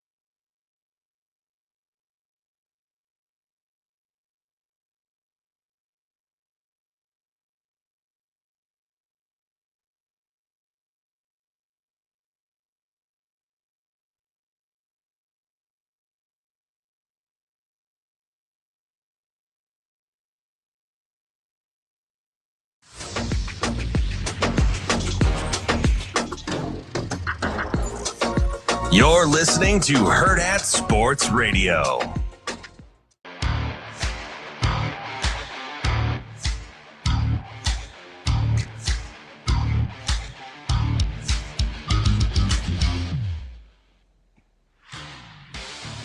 We're back here on Hurrdat Sports Radio, AM 590, ESPN Omaha, ESPN Tri-Cities. That's DB. I'm Ravi Lulla here on the Pillar Exterior stage. And we're joined now by our friend Andy Kendeigh from KETV. AK, what's going on? What's going on, boys? How are you? Happy Wednesday to you. Oh, happy Wednesday to you. I'm just trying not to, and you're going to have a hard time believing this. I'm just having a hard time not trying to choke Ravi. We're over here looking at the Dodgers season win total, sitting at a paltry 104.5 right now, which seems kind of high. No, listen, Andy. You want to know the real reason he's mad at me? Oh no, it probably needs context. I'm going to give some context here. So we're talking about teams. He's talking about the Lakers. He's talking about his teams. He doesn't like AD. He doesn't like LeBron. All right, fine, whatever. I hate this Carolina team. But then he goes, and I swear, if the Dodgers sign any more good players, I'm going to have a hard time rooting for them. And so I call the ambulance for him. I go, oh, no, my favorite team signing too many good players. Oh, he said it 15 times off air. I wanted to choke him. And then that's when he had me look up the win total. 104. Well, it is. I was going to say the Dodgers, luxury tax be damned. I guess money is no object there. Well, when you It is defer all the really, money, it's like there an is no all-star luxury tax, right? I mean, they won 111 in 2021. Mm-hmm. How'd that go? If they don't win 105, something's wrong. COVID, baby. Oh, we saw the Yanks in '98, the Mariners in 2011 or 2001. Like, we've seen some gaudy win totals. Even the sucky Cubs won 116 once. I mean, it was eons ago, but Yeah. And the leather glove, the big puffy catcher's mitt days, right? Yeah. You had to try to dig the ball out of the catcher's mitt. Sure, yeah, I did it. yeah, the Wambulance. Huh? Okay, AK. I like that. Hey, so I mean, just the way you drew it up, right? Chucky Hepburn, he decides on Louisville. We're like, oh my gosh, go get paid, Chucky, go get the bag. That program is in disarray. All of a sudden, Kelsey's up for Coach of the Year, and he's probably going to be first team All ACC. That's about how you drew it up, right? I'll tell you what. When we were in Louisville, I know one of the sports anchors there. We've gotten to know each other over the years, and we talked about Chucky, and he said he's a difference maker in so much more, as we know. I mean, he was telling me things I didn't know. All I was doing was nodding my head. He was like, you know what, Andy? He does so much that it doesn't show up in the box. You're like, yeah, since he's been 14. I've seen this thing since he was a freshman in high school. Yeah. And I mean, when he was like, and he's a leader, he's a go-to guy when it comes to sound bites and whatever. I mean, he's a spokesperson, et cetera. And I'm like, yeah, that's why people in Nebraska. I'm like, what happened? Why couldn't we get this guy to stay in the state? I understand. You understand the big picture. I understand the big picture. Sometimes it's about fit, and it's about what the individual case is. And the problem is, though, fellas, as you've seen this guy, and this is really kind of shining in the last few weeks when you see Chucky and then you see Hunter, St. Thomas. I mean, you can go down the list of guys that are excelling at other schools. It doesn't help when the conversation gets louder and louder when the biggest school in the state is spiraling in the other direction. And it's not like Nebraska didn't try to recruit these guys; they did. 100%. And Creighton had their hat in the game for these fellas too. Let's not kid ourselves, right? And just because they chose to go elsewhere isn't a knock on the schools themselves for not trying, because I think they did try. And good on them, man. I'm all for rooting for the state kids, and it is funny when I talk to my guys in Wisconsin too, and they say, well, wait, they're like, what's in the water in Omaha? And I go, we had a run here in the Metro for about 3-4 years, which I don't know if we'll see.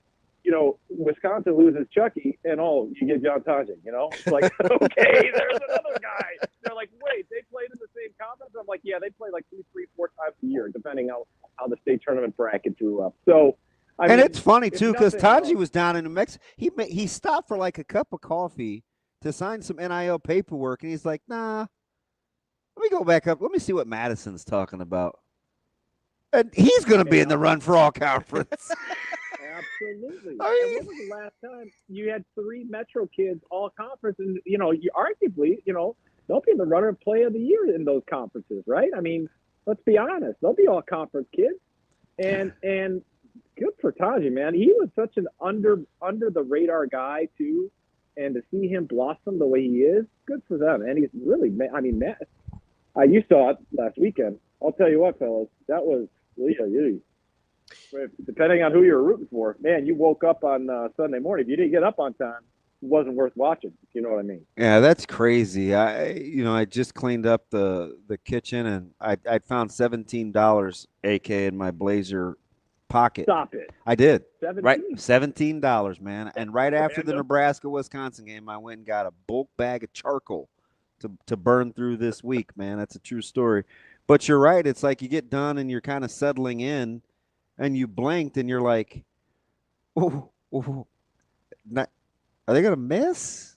And then Nebraska shows this resolve, and you're like, holy smokes, that's a way to fight. Like, he's still got this team, and then the start of the second half happened. Did you even entertain the thought that Nebraska was gonna make the comeback? No. Are you sure? 19-2. It's 19-2, and Wisconsin's like, I was like, okay, we don't, when does those championship games start? That's what you're thinking. You're like, okay, what can I do to fill the time between now and then? That was uninspired, in my opinion. So, AK, I think there's, you brought up an interesting point with Creighton and Nebraska and them actually, them trying to recruit these guys, or at least a lot of these guys at various points, whether it's out of high school or in the transfer portal. I think there's a couple of things here that make it a little bit easier for Creighton, because you don't hear the same narrative with Creighton as you do with Nebraska about local kids. One, their hit rate on local kids has been better than Nebraska's as of late. And two, obviously the team's been better. But I also think people maybe are not used to kids from Nebraska being better than the programs in the state in terms of their options, right? Like, nobody cares that Harrison Barnes didn't go to Iowa State because he was the best player in the country coming out of high school. People kind of understood it. I don't know that we're used to that dynamic with the programs in the state and the players in the state, if that makes sense. Well, but I will say, Ravi, that, they were pretty upfront about, I mean, it's not like they were trying to hide who they were going after. I mean, Frankie Fiddler was at practice one day. Mm-hmm. And don't think Mac didn't bang he shook the trees on Chucky too. Don't kid yourself now. Absolutely. I mean, Nebraska was in the running for St. Thomas. I mean, like this, they went hard. 100%. Sometimes you have to just kind of tip your hat, and if the kid wants to go elsewhere, and if whatever deal that kid gets, this is the new day and age of college athletics. Like it or not, this is where we are. And if Chucky can make more money playing at Louisville, more power to him. And if that's just where we're at. I just think until they figure out a way to harness what's going on in college athletics, we're going to keep having this, guys. And we're going to see kids leave to go find the biggest payday.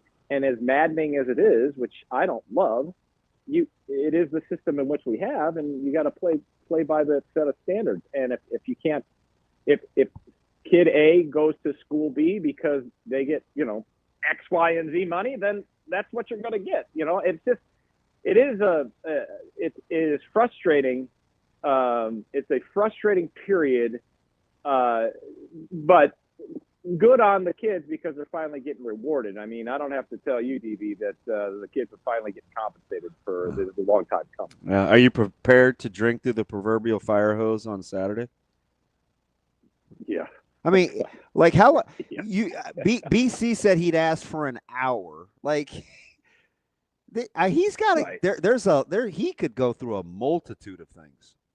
Right. And this is that's and I was like, Saturday, really? I mean, we've got a laundry list.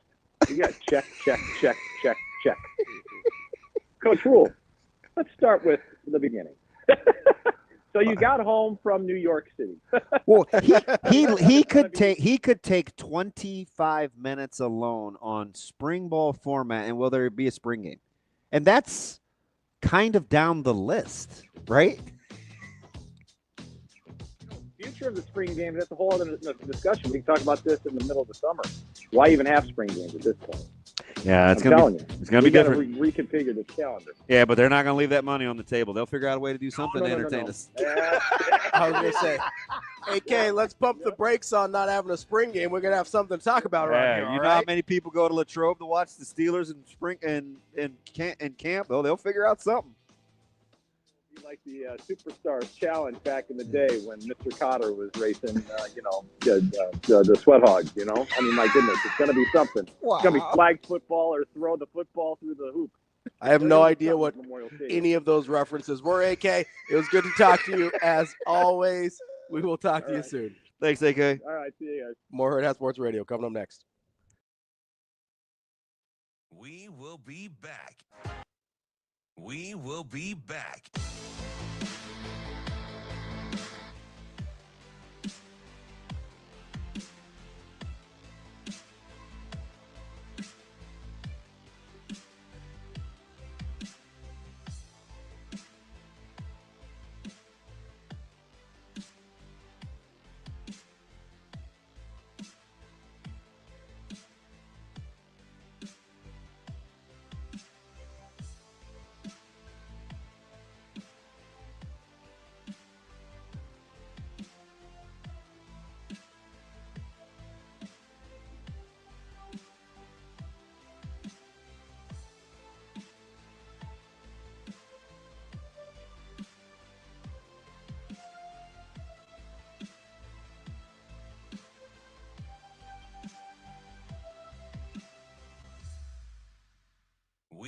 be back.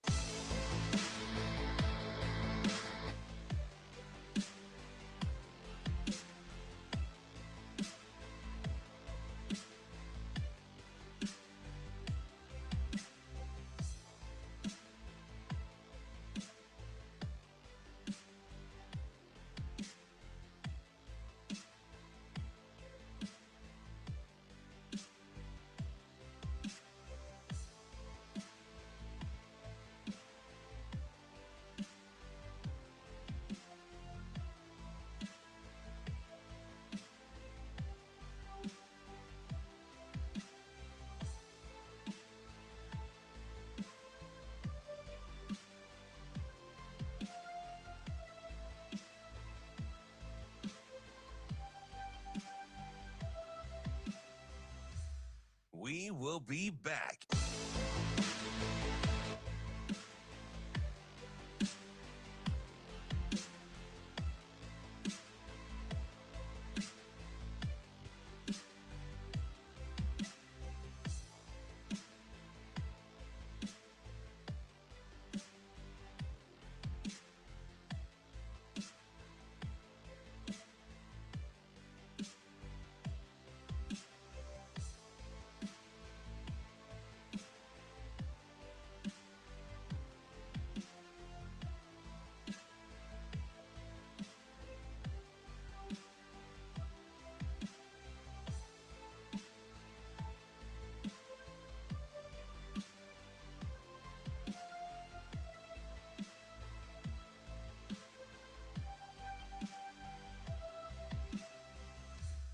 We will be back.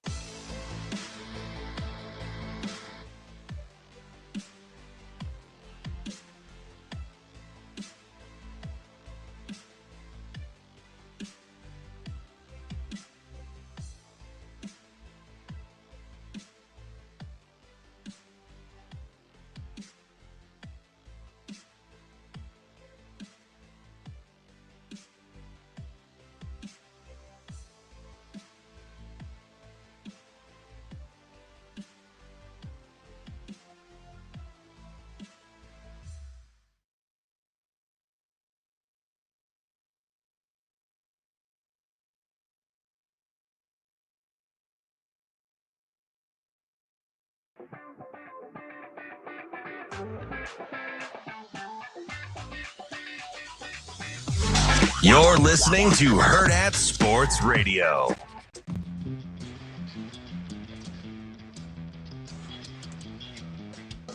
Wrapping up hour number 2 here on Hurrdat Sports Radio, AM 590, ESPN Omaha, ESPN Tri-Cities. That's DBM Ravi Lulla here at Hurrdat Sports Bar and Grill, and brought to you by our friends at Centris Federal Credit Union. Are you looking for your first home in 2025? Maybe your dream home? Maybe you're trying to refinance your current home? Check out centrisfcu.org. Their experts have you covered, and they will help guide you through the process. There's a lot going on, and there's a lot of options with mortgages or refinancing. Centris can help you out. They're federally insured by NCUA, an equal housing lender, and subject. This is all subject to credit approval. Terms and conditions apply. Check out centrisfcu.org. DB, I want to talk about money. I'd like to talk about some money. Why? Well, I'm laughing because do you ever look at your trend? Do you use TweetDeck? No, I just use regular old. I'm looking at my trends for @Damon Benning. What are you trending? What's trending? I don't know if this says more about me or what. I don't know who else it would say something about, but go ahead. You want the top 10? Yeah, let's do it. Okay, Brett Bielema. Okay. Hubert Davis. Okay. Mark Stone. Okay. Tim Walz. Yep. I think that's a national trender. RFK Jr. Okay. Tampon Tim. Okay. Tiffany Hayward. Okay. And Joy Reid. I think it's mostly you. I think it mostly is you. Might need to scrub your search history here in a little bit. Isn't that wild? Yeah, it's something. It is something for I'm sure. not even like, why is Bielema trending? Just because he clapped at Harbaugh? You love Bielema. No, I used to. It's your guy. I used to. It's your guy. I don't dislike him like most here. I think he's a good coach. I used to really, really like him. You used to ride with him? Yeah. I think he's a good coach. And he's just okay. I'm like in my head, he's a good coach, but I used to be like, ooh man. Yeah, I mean, he's I want to go watch Bielema. He's a little prickly. Yeah, which doesn't bother me. You know what does bother me? Well, you want to talk about money? I want to talk about money. All right, what do we got? So your Dodgers. I'm actually here to defend them. I'm here to defend the Dodgers. Unlike you, who are upset that they spend money on too many good players. What did you say a couple minutes ago? Say I had to call the ambulance for you. No, after that. Oh, I don't remember. You doubled down when I was over there watching television away from you. Oh, I don't remember. Yeah, but one of your newest you re-signed Jack Flaherty. He had some thoughts last week about people complaining about the Dodgers, and he goes, a certain team is not ruining baseball. Because people are like, with all the deferred money and people like you complaining about them signing too many good players. Although everybody else doesn't root for the Dodgers, so that's the weird part. But Jack Flaherty goes, your ability to just make stuff up on the fly well, you use like every 7 words. It's fascinating. You should be the human AI. Let's take one sentence that DB said, and I'll come up with 5 paragraphs what this dude really said. It's not what I said, but go ahead, carry on. That's what it seems My like. Wayward Son. That's a good song. So he says a certain team is not ruining baseball. A lot of other teams are just doing very little. And I actually think he's right. Do you know how many people could have signed Flaherty? Everybody. Everybody could have signed him. Yeah. And here's why I think he's right. And here's why I'm only mad at the Dodgers, because I'm jealous of the Dodgers, because they are the only team doing anything. Kind of how I used to feel about St. Louis. Right? But carry on. So the Dodgers, you want to know something funny? I'm going to give you the Dodgers payroll. Yeah. Are you ready? Oh, No, hold on. I'm going to give you Dodgers payroll. Yeah. It's not like people think. And I'm going to give you a number. You ready? Yeah. $241 million. That's their payroll. Mm-hmm. In the year 2014, that was their payroll. You know what it is today? It's less than that. $240 million. Yeah. It is $1 million less today than it was a decade ago. Well aware.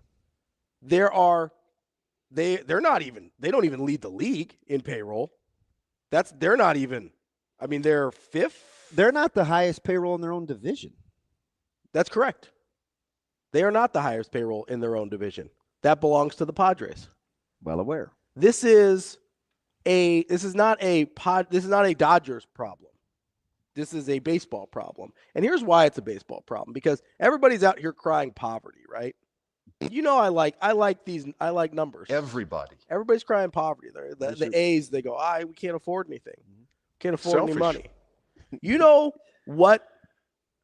whose payroll the Athletics could afford and still make money? The Dodgers. The Dodgers. Yeah. They made the Oakland Athletics the poorest team in baseball. Oh. No, they are. They're the poorest team in baseball. Yeah.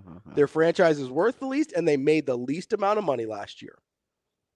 Would have still cleared $1 million in profit had they signed the Dodgers payroll, and no one else came to their game still, which seems unlikely, right? Seems unlikely if Shohei Ohtani's playing in Oakland or Las Vegas or wherever they're going to play now, right?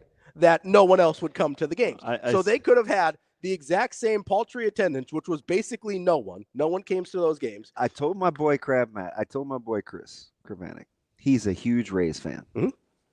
I used to be kind of jealous of his their front office. Yeah, they're really, really good. And he's like, man, nobody comes to the games, bro. I'm getting tickets for like 12. He would go like on the cheap, okay, before he moved back here. And I told him when the Dodgers hired Friedman, and started kind of rating their front office staff, I'm like, that is the best non-player acquisition in baseball. 100%. Really, really well done. Like real time. And then you give a guy that has been able to be really good at scouting and evaluating and signing their guys farm system is still without any money. Yeah. And then you're like, here's a giant pile of cash. That guy's going to do pretty well, right? Like that typically is how that works.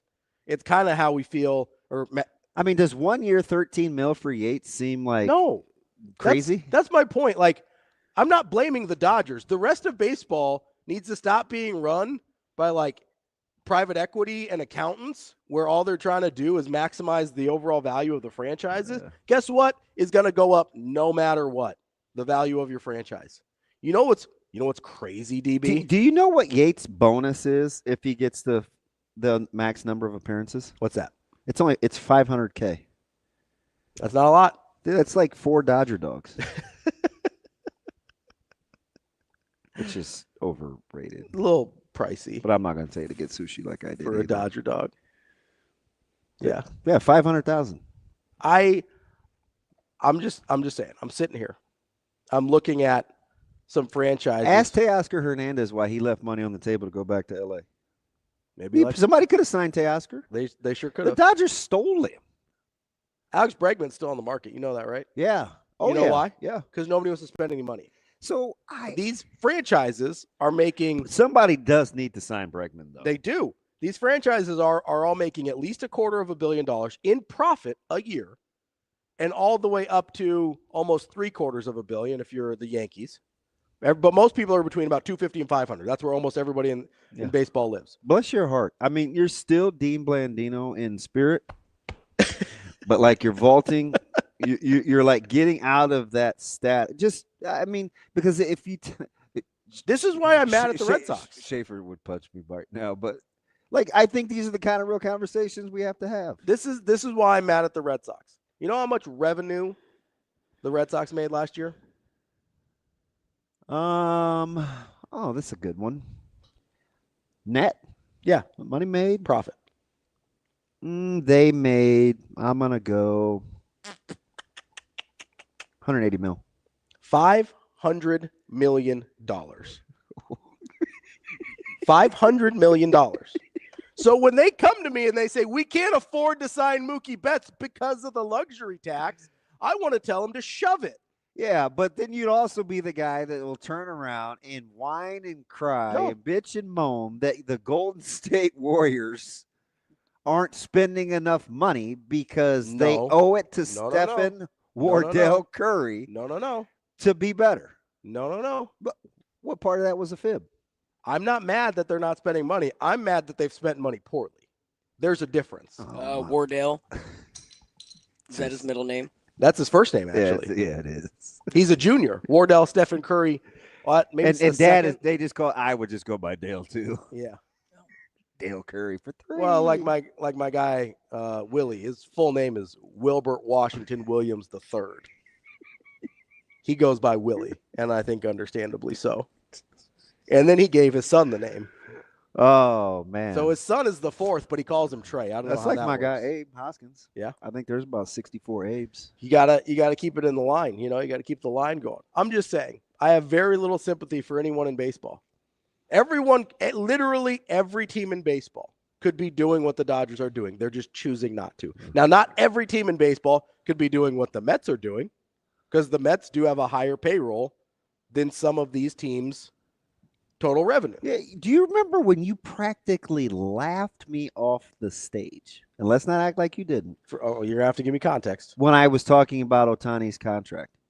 And you gave me a hard time like for 7 days in a row that I don't really like Ohtani. You don't like Ohtani. I don't. It's okay. It needs context. You don't. I'm not going to get into it. But you're not a huge fan. But the way that the contract was structured, I told you, it was brilliant.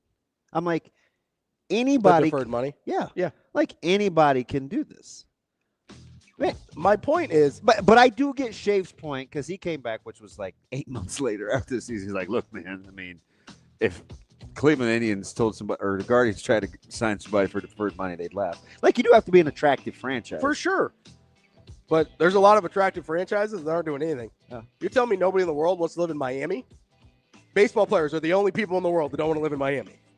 Like I'd like no income tax. They're the only people in professional sports that don't want to move to Miami. Oh, 100%. Make sure you get to supernovas.com to get tickets for Friday's match. They're back home at the CHI Health Center. It's supernovas.com for tickets. We'll be back with Mitch Sherman. We will be back.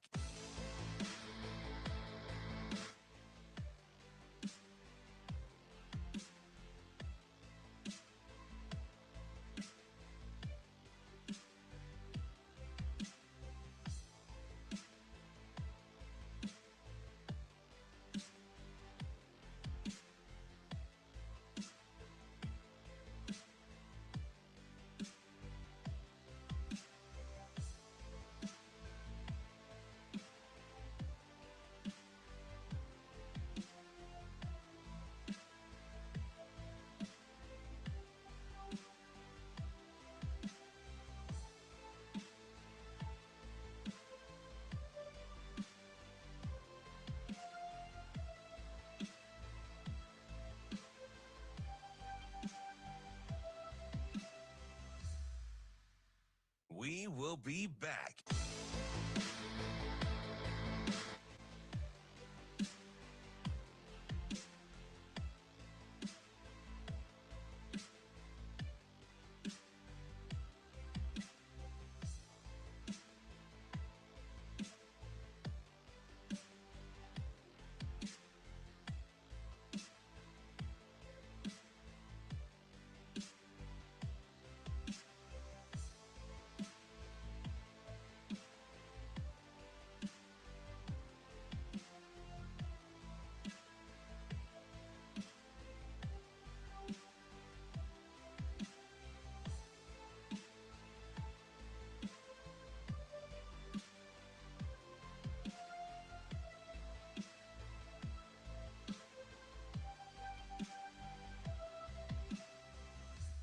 We will be back.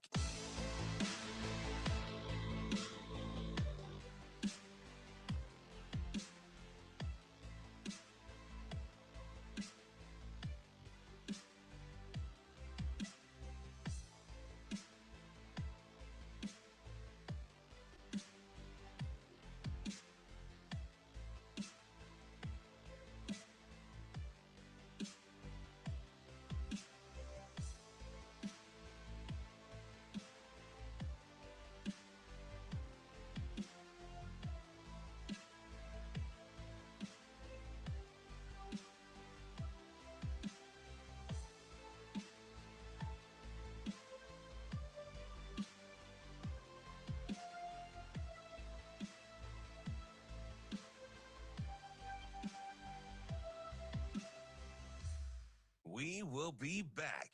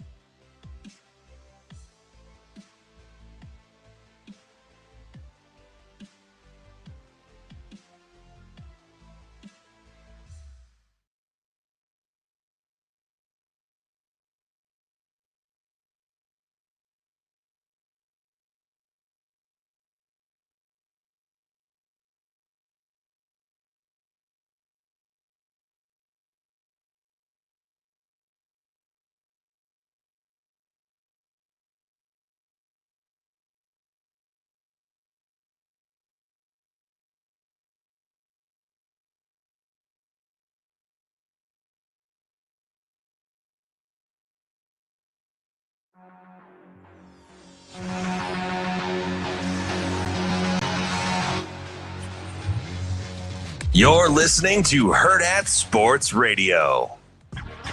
Now, gas station coffee enthusiast and Nebraska writer for The Athletic, Mitch Sherman. It's great to see you. It's been since a cold day in the corner of Memorial Stadium. Mitch Sherman. I wrote that down because I'm going to use it in life. Mitch Sherman. It's not something that you generally hear, and it's certainly not something that you see put into action. Mitch Sherman. It's a lot more rare than you might think that they actually say it in the way that he says it and then go do it. Here is Mitch Sherman. Kicking off hour number 3 here on Hurrdat Sports Radio, presented by Centris Federal Credit Union. That's DB. I'm Ravi Lulla. We are joined now by Mitch Sherman from The Athletic. Mitch, how are you here this morning? I'm well. How are you guys? Mitch, I'm solving all the world's problems in terms of baseball finances. So doesn't a diehard Royals fan want to hear from a diehard Dodgers fan, right? You're like chomping at the bit, right? Yeah. Right. I'm planning to see the Dodgers at Kauffman Stadium on June 27th. Scheduled a trip there for a youth tournament, and we're going to go out of town. We don't usually do that, but Kansas City's the destination, and that's the weekend. And it just so happens that the Dodgers are at the K, so I'll be taking 12 boys and. So where are you? What facility are you playing? We're We're signed up to play in the Frank White or in Lee Summit, which I think that's where the Frank White field is, and it's also in Belton. So there's a couple of sites. We're not sure which one we're at yet. A little early for that. But yeah, my son, my 14-year-old informed me that we might be seeing the greatest collection of players ever on one team. The Dodgers will also be there. Your try-hard 50-year-old buddy, Mitch, used to play a ton of softball right down the street from where you're going to be playing. Kansas City has some amazing baseball complexes. You are going to enjoy your stay. Yeah, I'm really looking forward to it. It's the baseball that we're going to play and hopefully the baseball we're going to see. He says, again, going back to my middle schooler, he says, well, we know that we'll get to see a Cy Young candidate because the Dodgers have 5 of them. So you want to know? He's talking about Reagan's. You want to know what? I know that's what he's talking about, isn't it? The bounce 6. There's 6 on the continued bounce back of Lugo. Like, come on now. You want to know what your old college pal was on this morning, Mitch? He's talking about Christopherson? No, I'm talking about you. Oh. Yeah. Tell me. That's makes. True? No, this is 100% true, Mitch. He's walking. We were in college at the same time. He's walking between breaks here, and he goes. He's bemoaning the state of his front running franchises with, North Carolina struggling with the Hubert Lakers, Davis, the Steelers, the Steelers, and then he goes, and I swear, if the Dodgers sign one more good player, I'm gonna have a hard time rooting for him. And I'm like, DB, I don't even know what you're talking about, man. That's a quote. That is a quote. He goes, I don't know if I'm gonna be able to root for him if they keep signing good players. I'm like, what are you talking about?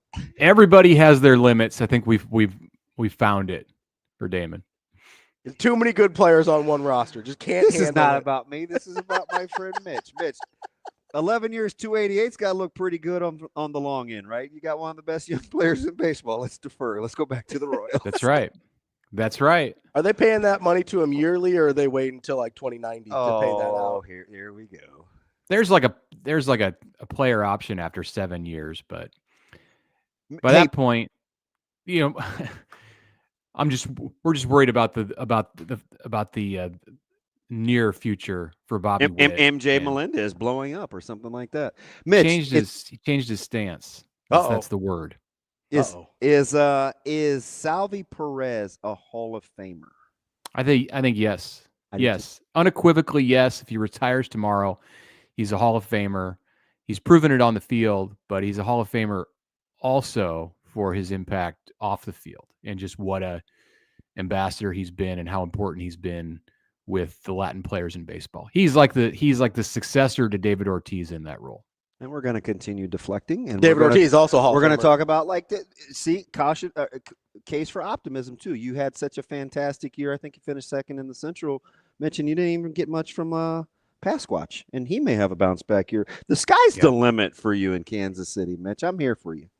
Just got done listening to a fun podcast with Jack Caglione, who we're familiar with here in Omaha. I don't know that 2025 is a realistic destination for Cags in KC, but maybe we'll see him at Warner Park. So let me ask you this, Mitch: if the Royals had somehow, signed Juan Soto and, maybe a really good player in from Japan, and maybe they're like, let's get Pete Alonso too. Maybe they just collect. Like, would you ever find yourself saying like, oh man, I just really wish they'd stop signing all these good players? I can't envision that, but then I'm also nowhere near the situation. I'm nowhere near the spot of being in the Dodger. Can we give us some context? So, Mitch, let me ask it to you this way: would you like to see Garcia flourish at third base, or would you like to see the Royals sign Alex Bregman? Oh man, well, see? If you can have them both, then great. And Garcia's so versatile; he could play anywhere. He can play any position on the field, so he doesn't need to flourish at third base. He can flourish anywhere. That's not even a leading question. That's the kind of thing I'm talking about. I don't think that answer helps you, buddy. It does help me because, he would take Bregman, but he's not cheering for it because he's got a guy there that he can cheer for. That was my point. I don't think the situations are comparable. Oh, fudge. what if you squint? Or kind of both do or wear, just kind of plug one ear, or it's not, both it's have not some, close. They do both have some gray uniforms with some blue in them. That's a similar. Mm-hmm. Wow. Hey, give me that 3-game series. There, no matter, you can only have 9 players on the field at once, so they might have the bench. There's not any question about who's going to have the team with the better players in the dugout. But all right, if Royals can do their part, they can win 2 of those games. If it's a 3-game stint and it's you're at the front of the rotation, it lines up, which it often does not. Would you go with Lugo, Reagans, and Walker, or take Lugo, Reagans, and Singer?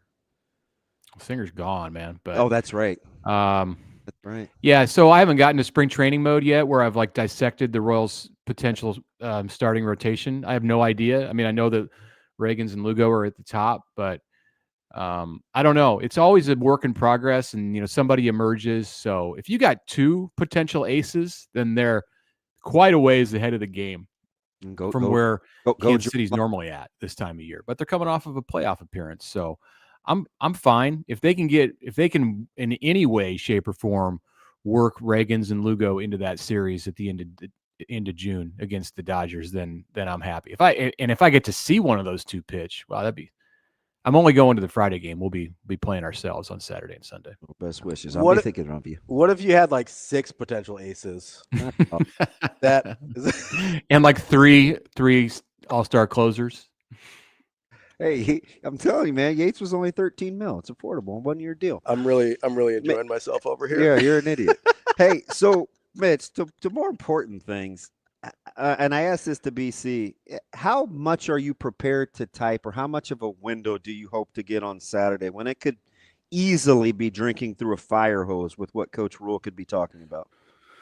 Yeah, I mean, I assume he's probably only going to talk for this standard 20 to 25 minutes, but since it'll have been 5 weeks since we last heard from him, he could go for an hour, I think, and keep people interested. It's February, or it will be February then. So to temper the expectations, I don't know that some of these storylines are probably just going to be advanced. Like, we're not going to continue to move them down the tracks. Like, we're not going to get answers, the kind of answers that we're not going to resolve every potential question. But there's a lot of potential questions just because of all that's happened in Nebraska football in this young offseason already, and the fact that it's been a while since we've got to hear from the head coach. Mitch, as you kind of think about all that's happened since the last time we talked to Rule or heard from Rule, like, what are a couple of the things, don't want to give away your questions here that you might ask, but what are a couple of the things that you're most interested to pick Rule's brain about? Yeah, so I wrote about this on The Athletic this week, like this exact topic, and let me think. I want to know the status of special teams, and more than just, hey, are you ready to announce a coordinator? I mean, he'll do that when he's ready, and I because we haven't heard what he plans to do with the coaching spot there, then he probably doesn't quite yet have an answer, or at least an answer that he's ready to give to the public. I just want to know more about, like, how does he envision this overhaul of special teams that he talked about after the Pinstripe Bowl? Like, what's it going to – okay, so you got a punter, a long snapper, and a return specialist out of the portal. You're changing the way that it's going to be coached, or who's going to coach it. How is it going to change as far as just like the day-to-day with special teams, the way that it's handled in practice, before practice, in game planning? I'm curious about that. I'm curious about spring and what the format of the spring is going to look like this year, and what they're kicking around for an end to the spring. Is it going to be a spring game? We'll see. The Rule's thoughts on the future of spring football, that's all kind of in one. And then the roster, it'll continue to be a topic until August. It'll forever be a topic, but this year it's more dramatic, and there's going to be more upheaval than in a year in the future because you're in the progress of trying to get from 150 players to 105. Don't you think, though, Mitch, you're only going to have to really parse through this one good hard time? Because this will be the biggest the numbers are furthest from 105 going forward. Yeah, it's not going to be anything like this in 2026 and 2027. But I think you're still going to want to be in a spot every year early in the offseason where you have options. And there's still going to be players who leave in a normal year after the spring and into the summer. What you don't want to do is be right at 105, going into the spring, and when you count your freshmen who aren't yet there. You want to be over because things happen. And I don't know yet exactly how injured players are going to factor.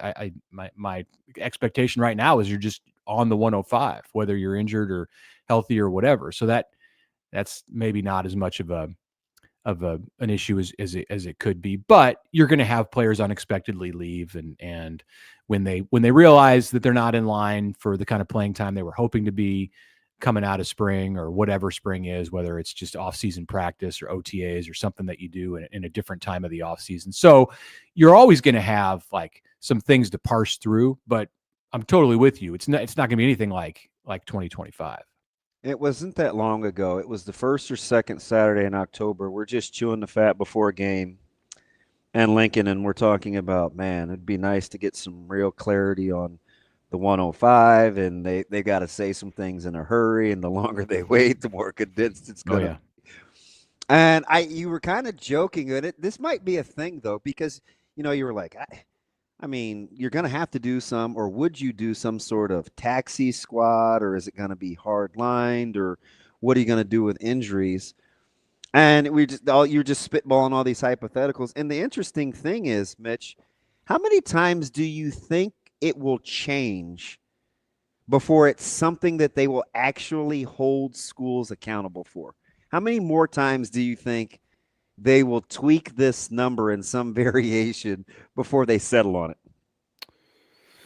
Well, until you have an idea of what it's going to look like the first time around, it's hard to know how flawed it is, and then to be able to get a sense of how many times it's going to have to change to get it right. Just going off past history and the way that these things work, there's going to be problems. There's going to be unforeseen consequences, or maybe they're foreseen consequences, but the people who are making the rules aren't seeing them. So yeah, I would think that there'll be adjustments to how the 105 is managed and handled at the top level, like from the rule setting level, several times before they settle on something. And it may just continue to be an evolving process. Like there might be a whole cluster of changes up front after a couple of years or 1 year, and then some more tweaks in the second or third year.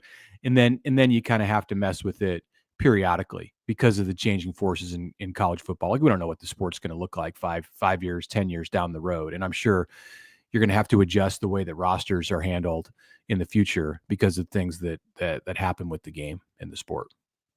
Mitch, I found myself wondering a lot, and this is, I guess, sort of a procedural semantics question, but I find myself wondering how much of the ambiguity or sort of blind spots it seems like are going to be left here are a product of the powers that be not seeing potential pitfalls, or just saying, hey, let's roll this thing out and figure it out from there. Like, let's just start and then we can patch the potholes when they pop up. Well, it's hard to know what kind of stuff's going to happen. And this is it's a hairy issue. It's not as complex probably as, say, NIL or revenue sharing or the transfer portal. And you see how much that stuff has had to change and continues to need adjustments. Like they had, nobody could have envisioned.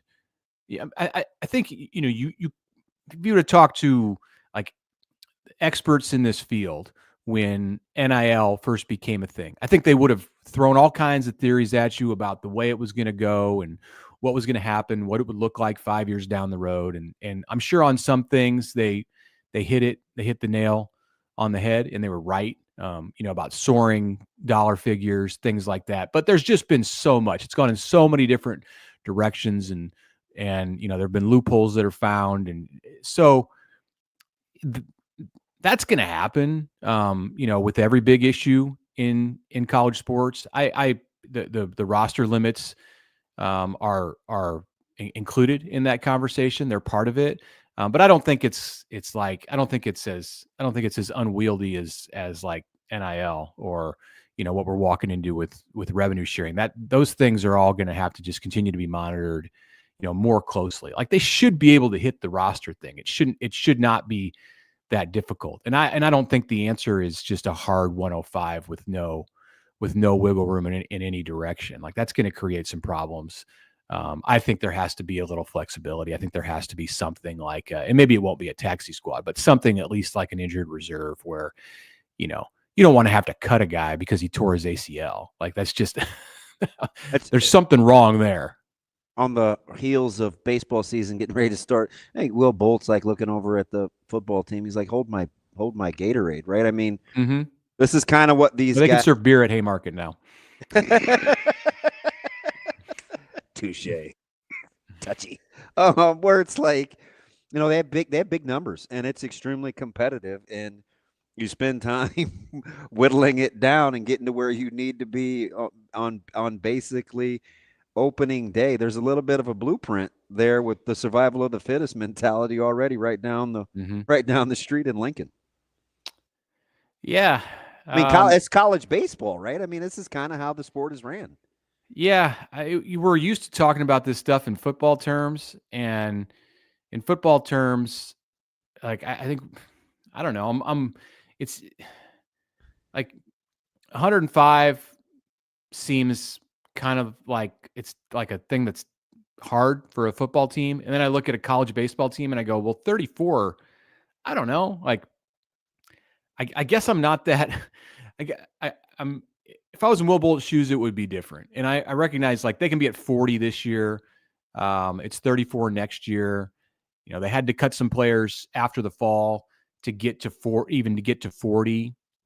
I don't know. I think you can play. I think you can play baseball with 34 players. You can certainly play baseball with 40 players on your team. It's again, much like with football, it's actually getting there and having to tell. It's not just about numbers, it's about people, and having to tell people and like shatter the dreams of people who you offered scholarships to or offered spots on the roster to, a year ago or 2 years ago, and say, okay, well, now the rules have changed and there's not room for you anymore. So those are really hard conversations. But once they get to that place, especially with the scholarship limit being taken away, no longer do you have to fit a roster within 11.7 scholarships. I think it'll be okay. Like, I think baseball is going to come out of this okay. There's, many schools are not, in Nebraska included, all schools are going to have some kind of a scholarship limit that's below 34. You're not going to have 34 full scholarships in baseball. I mean, maybe LSU will, but it's going to be a lot more manageable than trying to do it with 11.7. Mitch, I was going to say, I think you touched on something important there that we haven't really been saying out loud, but I think is more the issue that we're talking about with the 105 than maybe we're verbalizing. And it's really not about the mechanics of the roster. It's the thing we don't like is the human cost, right? We don't like the fact that be a kid that thought he was going to play for Nebraska that maybe has to go to an FCS school or someplace that isn't Nebraska, and we just don't like that. Like, is that okay just to say out loud and be like, hey, that's why we don't like this? And then next year we probably won't care because those conversations will have been done. Yeah, I mean, that's a big part of it. I also think there's a part of it when it comes to how you build your roster and where you build it from. It undeniably is going to change the way, and has already changed the way, that Nebraska football is able to approach bringing in players from the state of Nebraska. And forever that has been the fabric, or a big piece of the fabric of the program. The foundation of the program has been finding players who grew up on Nebraska football and had this dream to do it and were motivated by that on a regular basis in their quest to become good high school players. And it's been customary for a lot of those players, or the upper crust of those players, to be able to continue their dream and play at Nebraska. And that's just not going to be the case for many of them now. When it was the standard, the line in the sand and where you had to be to wear that uniform in Lincoln has changed in potentially it's changed in a dramatic way. You can see it in the way that Nebraska is approaching scholarship offers with the next couple of classes of in-state players. And of course, it's even a bigger factor when you fill out the bottom portions of the roster with walk-on players. There are going to be very few of them. And where did those guys come from? They came from Nebraska high schools, from all over the state. And that's going to be a part of the program that's just forever changed. Mitch, let me get you out here on this. It just kind of maybe something to talk about in the future with like kind of, we've heard about it with like Sue's relationship with Nebraska, or David, or Roger Craig when he left Nebraska, and Coach Solich when he left Nebraska. Pretty soon, are we going to add Jordan Larson as the female perspective, kind of the human interest story, and her as much success as she's had in kind of her relationship with the university? It's very, very interesting if you kind of peel back the layers on the relationship that such a great player has had in the lore of Nebraska history. Yeah, I mean, her story by itself, like without the recent the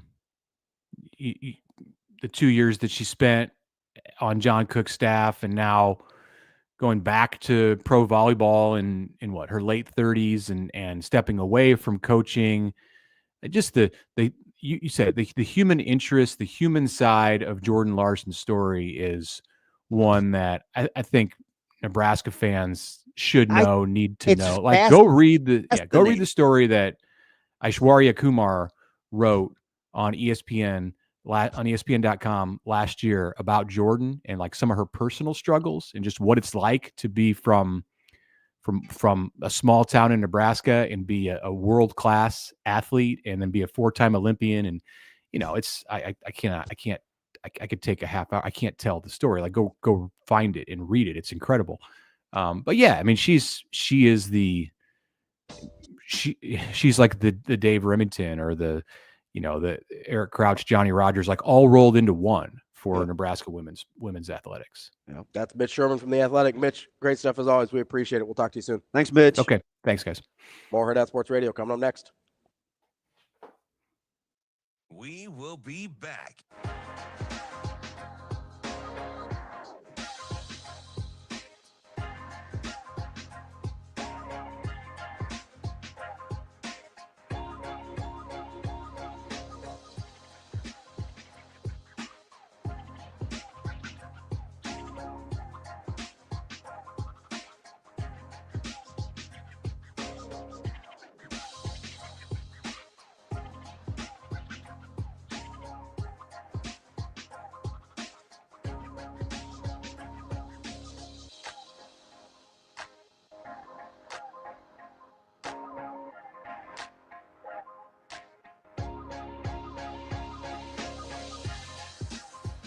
We will be back.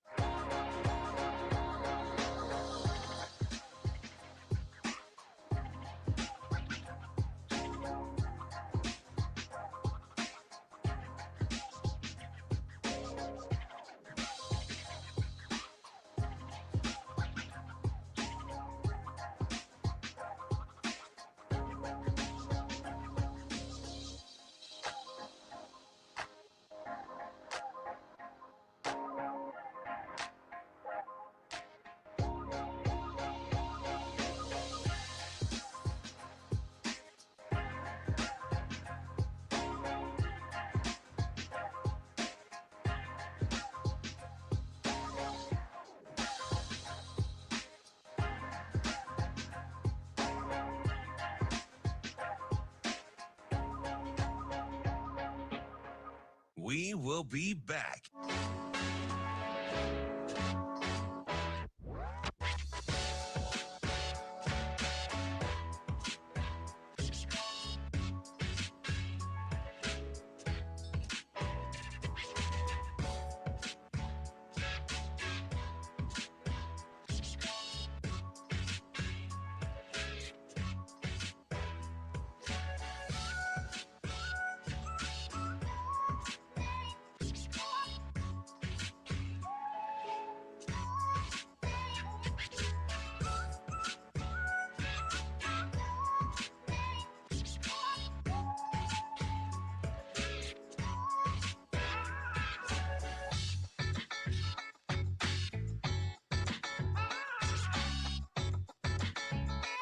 We will be back.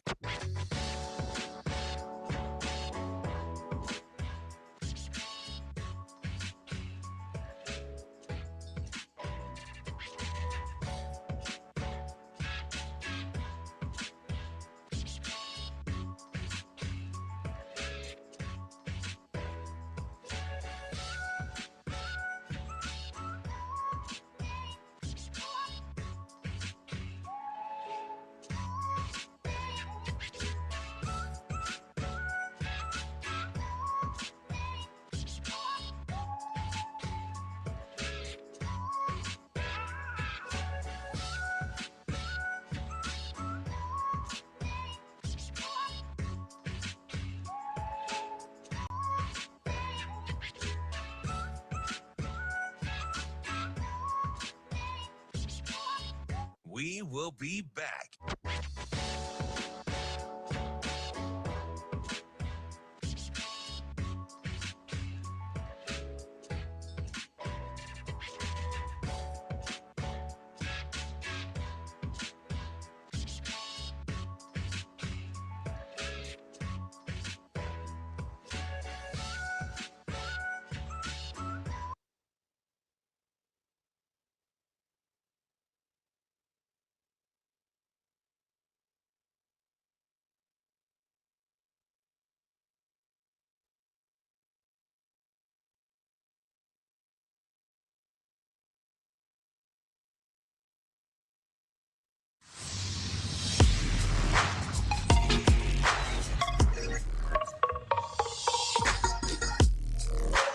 You're listening to Hurrdat Sports Radio.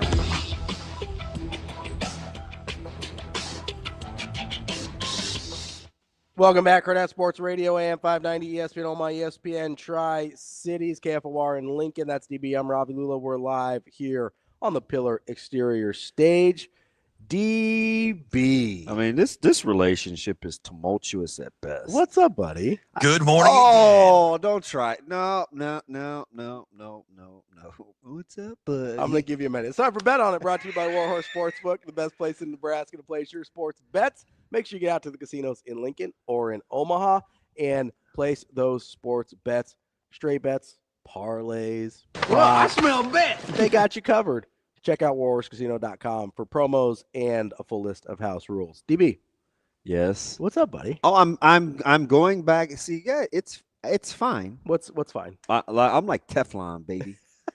Teflon Don? Nah, my man Flaky Jake, who, by the way, beautiful segment for him because he's like the next closest degenerate I know. But he's like on me about this deferred money and payroll. And I'm like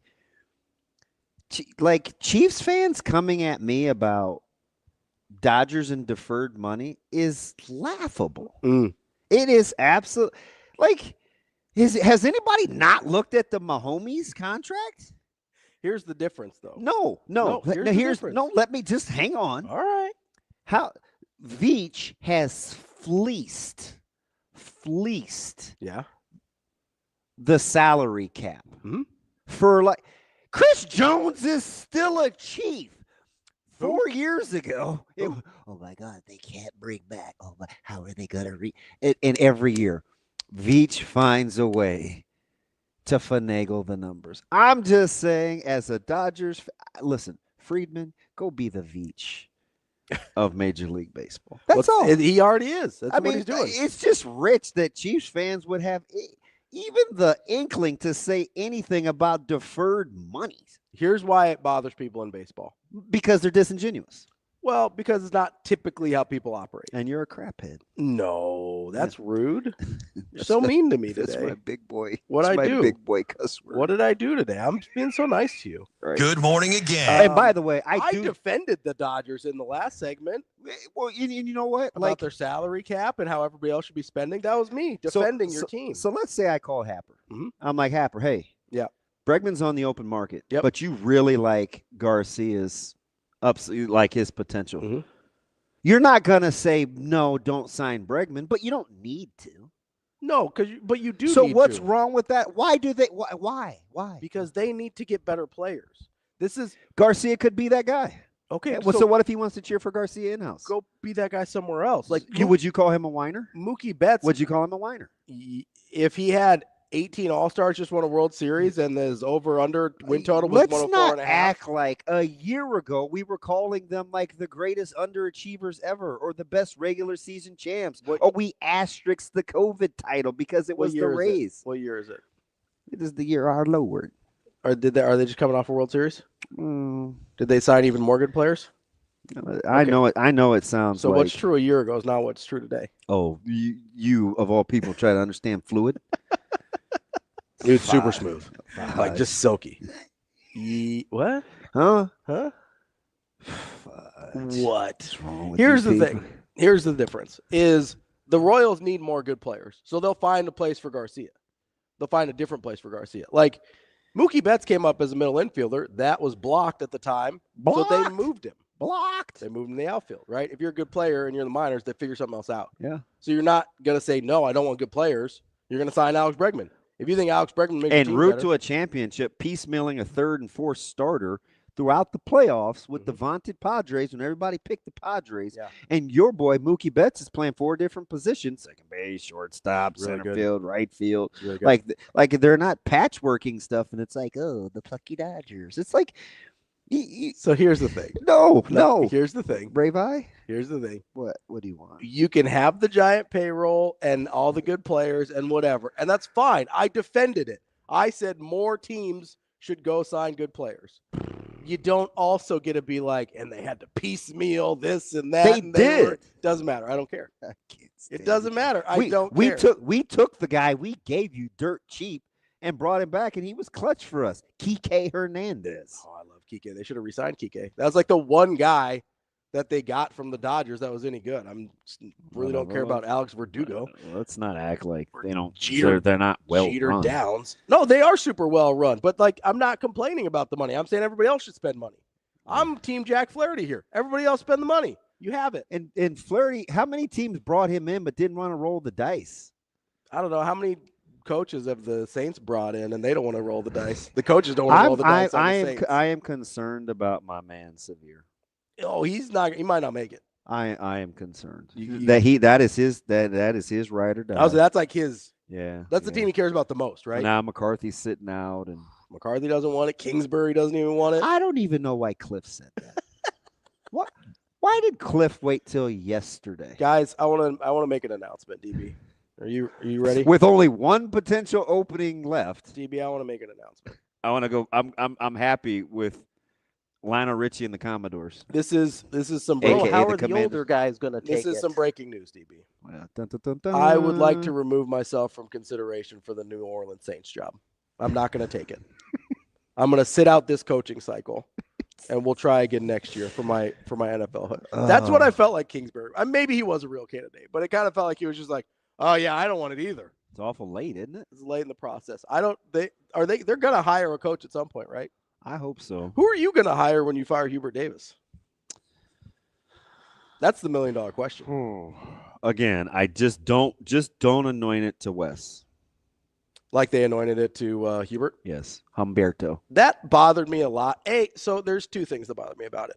One, speaking of which, how was that the only one that I got right and bet on it? Yeah, I don't know. I tried to warn you about Georgetown.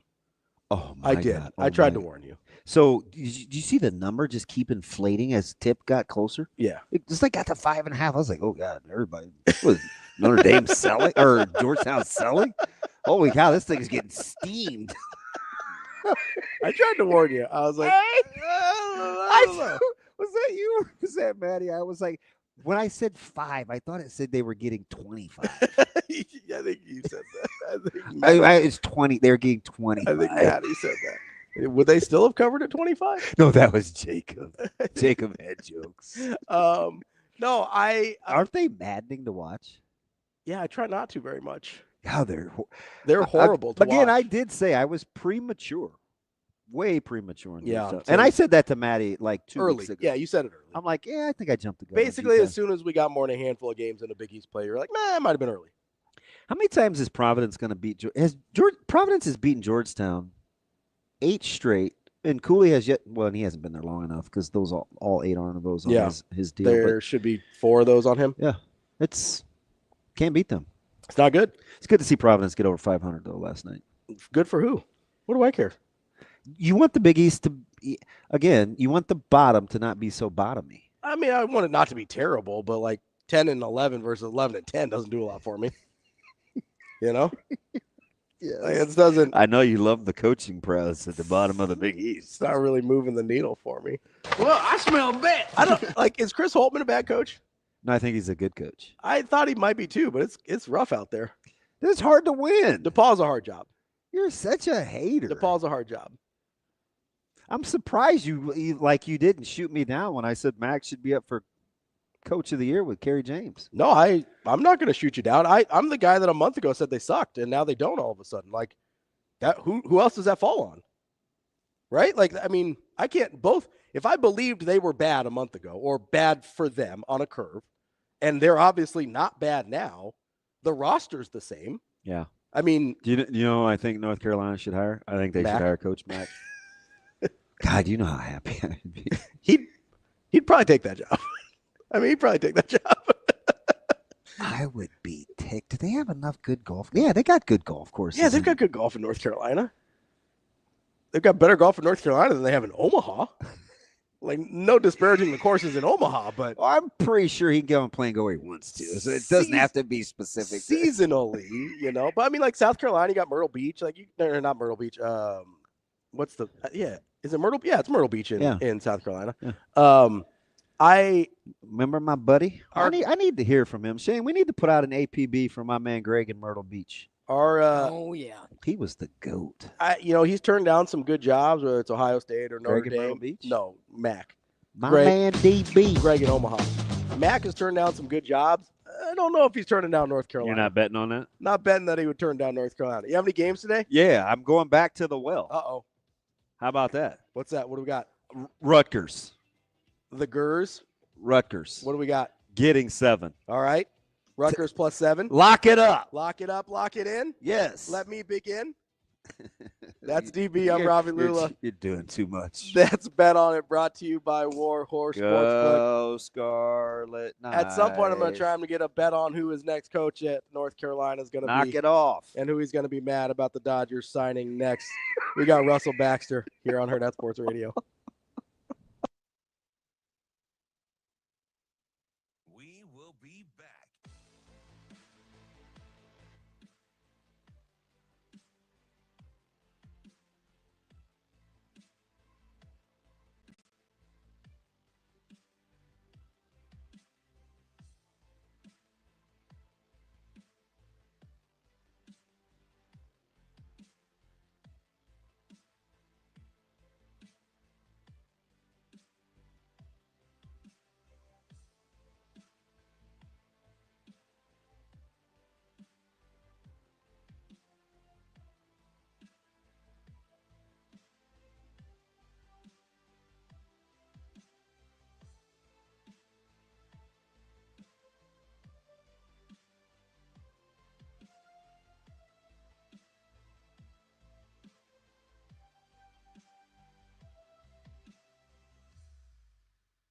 We will be back.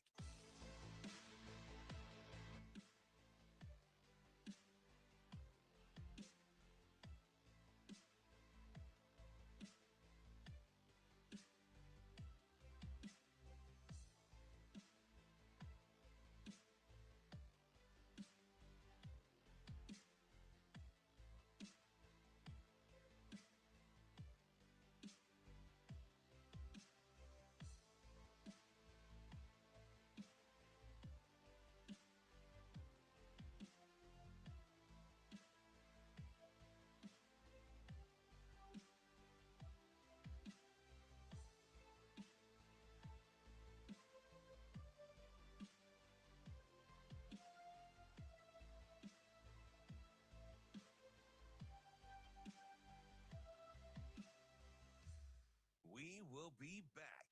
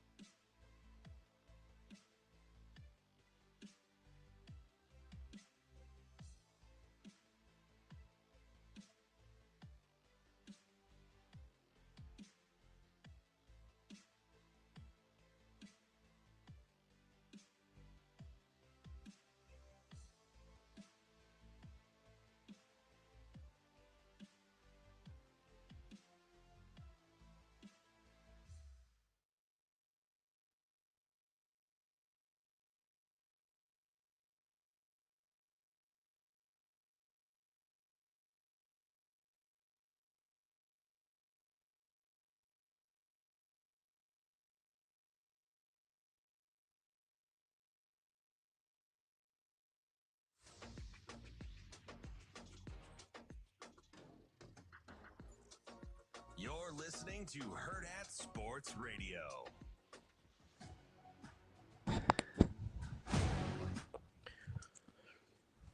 Wrapping up the show here on Hurrdat Sports Radio, AM 590, ESPN Omaha, ESPN Tri-Cities Cafe Bar in Lincoln. That's DBM Ravi Lulla here at Hurrdat Sports Bar and Grill. We are joined now by Russell Baxter, the football guru and covers the NFL for Fansided. What's going on, Russell? Oh, I don't know. NBA Finals? We did start off the show at 7 this morning with an NBA hot take. My partner was crying that Curry deserves better at Golden State. So that totally set the tone for the show with ridiculous antics, Russell. So you're going to he deserves better. I don't know, because of the way things are going right now, you mean?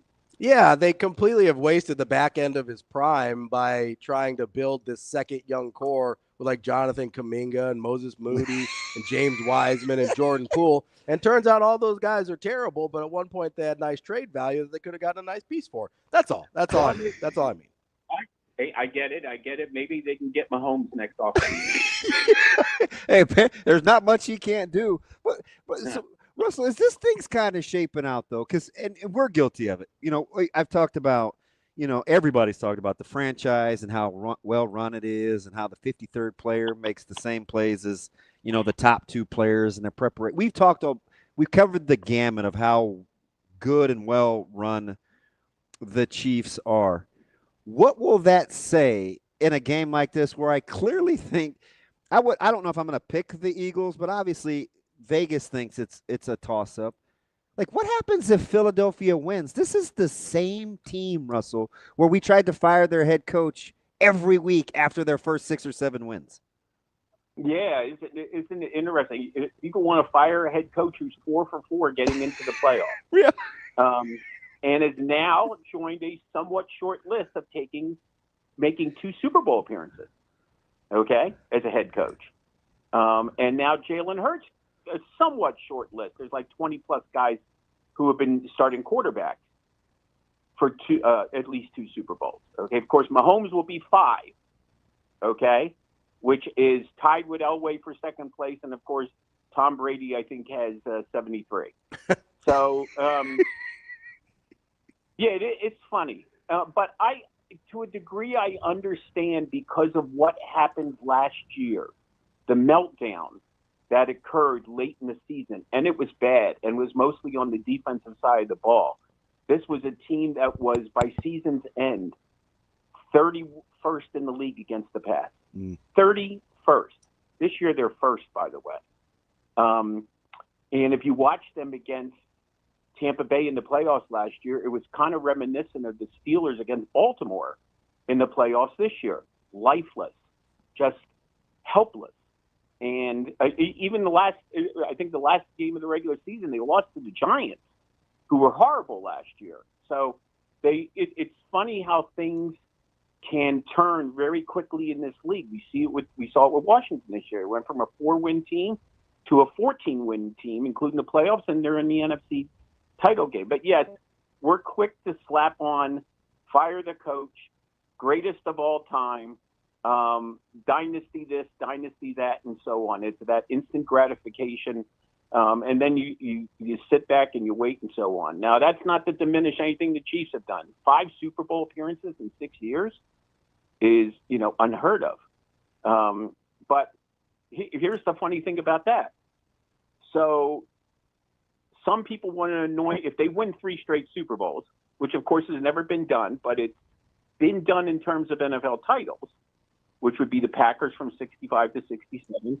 And then the Packers from 29 to 31. I was not alive then. But that was before there was a postseason. They awarded championships based on winning percentage. Okay? But isn't it interesting to notice, like, think about some of the other major sports, hockey, basketball, baseball.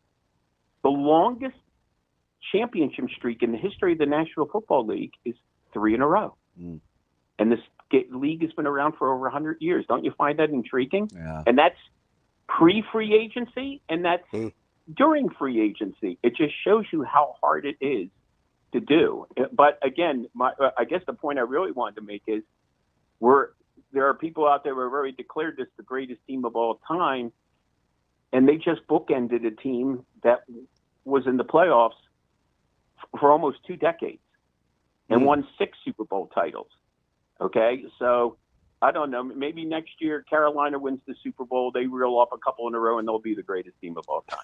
So, Russell, if I just go back to recent history and what has given Mahomes fits, it's what would give any quarterback fits. It's a front four that can get after him, similar to what Tampa Bay did. You got to think, man, if there's a recipe or a blueprint out there, it's not handing the ball to big play guy Saquon. That's not a clock killer. It would be Philadelphia's front four, right? Pretty good getting after the QB, and that back end is good. Is that where this thing is going to be won or lost? Well, I mean, the trenches always decide. And here's what you got to think about Philadelphia. By the way, Philadelphia's in their 3rd Super Bowl in 8 years, okay? But they have a different kind of common denominator. They've done this with 2 head coaches and 2 different starting quarterbacks. Of course, it was Nick Foles, who was filling in for Carson Wentz back in Super Bowl 52, and now Hurts these 2 of the last 3 years. The difference, there's a similarity with the Chiefs, but a big difference. The common denominator for the Eagles guys is the general manager, Howie Roseman. And one of the things he has always stressed, and he's made some great deals. You know, he traded for A.J. Brown. One year he traded for DeAndre Swift. Then he got, Barkley in free agency this year. Always the trenches. And remember Jim Schwartz, the year they won the Super Bowl over New England, Jim Schwartz's defensive line was good and deep. And Brady threw for 505 yards in that Super Bowl, remember? Yeah. But there was one instance where that paid off. And late in that game, Brandon Graham, around the corner, strips Brady. The only turnover by the Patriots all afternoon. Derek Barnett picks up the screw. They get an insurance field goal, and they win 41-33. I wonder if we don't see something like this again, the depth of the defensive line of the Philadelphia Eagles. And by the way, Brandon Graham's still there. And they've changed some pieces. I think what's remarkable about Philadelphia is they're just, off of what happened last season and the retirement of 2 key cogs in the middle of their line, Fletcher Cox and Jason Kelsey. Yeah. And here they are back again. Russell, so I know that we kind of have tried to bury the Eagles for the last 2 years kind of with Sirianni. Is that just a thing that we overblew? Did they patch things up, or was that never really there in the first place? Because it did seem like there was real tension in that locker room between Sirianni and Hurts and some of the other pieces involved there. Like, what do we make of that? Does that still exist and they've just been good enough to overcome it, or what do you do with that? I think that, and again, this is totally from the outside, okay? But just some observations and I can only make observations based on what written and heard and seen and so on. And it's funny I use the word heard, okay? Because I know Nick Sirianni was vilified, for lack of a better word, by one particular national talk show hostess just for his opening press conference. Yeah. You remember that? Oh, yeah. Okay. I mean, are you kidding me? That's your idea of breaking down a head coach? I mean, I know it's not as sophisticated as a quarterback that wears his hat on backwards, but I digress. Nick Sirianni is one of those personalities, okay? And we have seen those kind of personalities in the league. Is it any more blunt than Sean Payton was with Russell Wilson last year? Mm-hmm. Any more blunt than Jerry Glanville used to be? Any more blunt than Jim Harbaugh, Mike Ditka? But you see, now we hear about all these interactions that we didn't hear about 20 years ago. Yeah. Okay, and Sirianni's had some of his on the sidelines, whatever, back and forth with Zach Ertz a couple of weeks ago. That seems like it's water under the bridge. So much of what we now try to form our opinions on is like front and center. Okay, be it press conferences, be it, the NFL is so visible. Okay. And of course, meanwhile, while all this is going on, we're trying to figure out this massive conspiracy theory as to why the Chiefs keep on getting into the Super Bowl. But let me ask you something. If you're talking about winning, and God bless the Saints, I hope they get their guy, whomever that may be, as a head coach. But we are looking at all the new young phenoms and Glenn and these weird press conferences with Cohen and Ben Johnson and being comfortable, uncomfortable, and Aaron Glenn saying he just texted Rodgers. Could I make the case that quietly the Raiders had the best offseason hire with Carroll, or you're still in wait-and-see mode with a guy that's been removed from the game for a little bit? Well, he wasn't removed that long. Yeah. Okay. And let's remember Pete Carroll's NFL career. Okay. Which began 30 years ago. Remember, he was the head coach of the New York Jets for one season. And he was the victim of one of the games he was the victim of was Dan Marino's fake spike and the touchdown pass to Mark Ingram. And he was one and done. And what was one of the most memorable things you saw about Pete Carroll on the sidelines? Putting his hands around his throat for the choke symbol when somebody missed a field goal. Yeah. Remember that? Oh, yeah. Okay. He came back 94. Then he went to the Patriots in 97. Okay. 3 years there, couple playoff appearances, went to USC, and then pops back into the NFL, takes a team to back-to-back Super Bowls. His passion is unquestioned, okay? He still looks like he's about 35 years old, let's be honest, yeah. Okay? And this is probably, in terms of credibility-wise, their best hire as a head coach in a while. Completely agree. Okay, some people, Josh McDaniels. Okay, well, we saw what Josh did during his stint elsewhere, and of course there was the one stint which he changed his mind on, which had to leave some doubts about his head coaching. As offensive coordinator, he's back with the Patriots. I'm sure he'll be fine there and so on. But yeah, I think you could make a very strong case for that because he brings a proven track record. Think about this. What is so much different than Pete Carroll returning to the NFL, then Sean Payton after a year of retirement, and then Jim Harbaugh, who's back in the NFL for 10 years. Obviously Jim struggled last year with that 11-6 record and a playoff appearance, even though their defense kind of went belly up in the second half of the season. If you can coach, you can coach. And, I think the Raiders have gone, I kid about this all the time. They've gone through more head coaches the last 20-something years than I've gone through potato chips. But let's also put in perspective how bad this franchise has been. Their last playoff win was the AFC Championship game in 2002 against the Titans. Their last Super Bowl was 41 years ago. That's our guy. 41 years ago. And we talk about the Cowboys not getting back to the NFC Championship game in almost 3 decades. Okay, but we think about the Raiders. Hell, the Dolphins haven't been back to the Super Bowl, haven't won a Super Bowl in 51 years. Some of these blue blood franchises that will always be in the hearts of a lot of fans and media and stuff like that, and understandably so, some of them have hit some long championship droughts. It's been 30 years since the 49ers won a Super Bowl. They've lost their last 3 Super Bowls. That's our guy, Russell Baxter. Russell, we appreciate it. As always, we'll talk again soon. Thanks, Russ. You got it.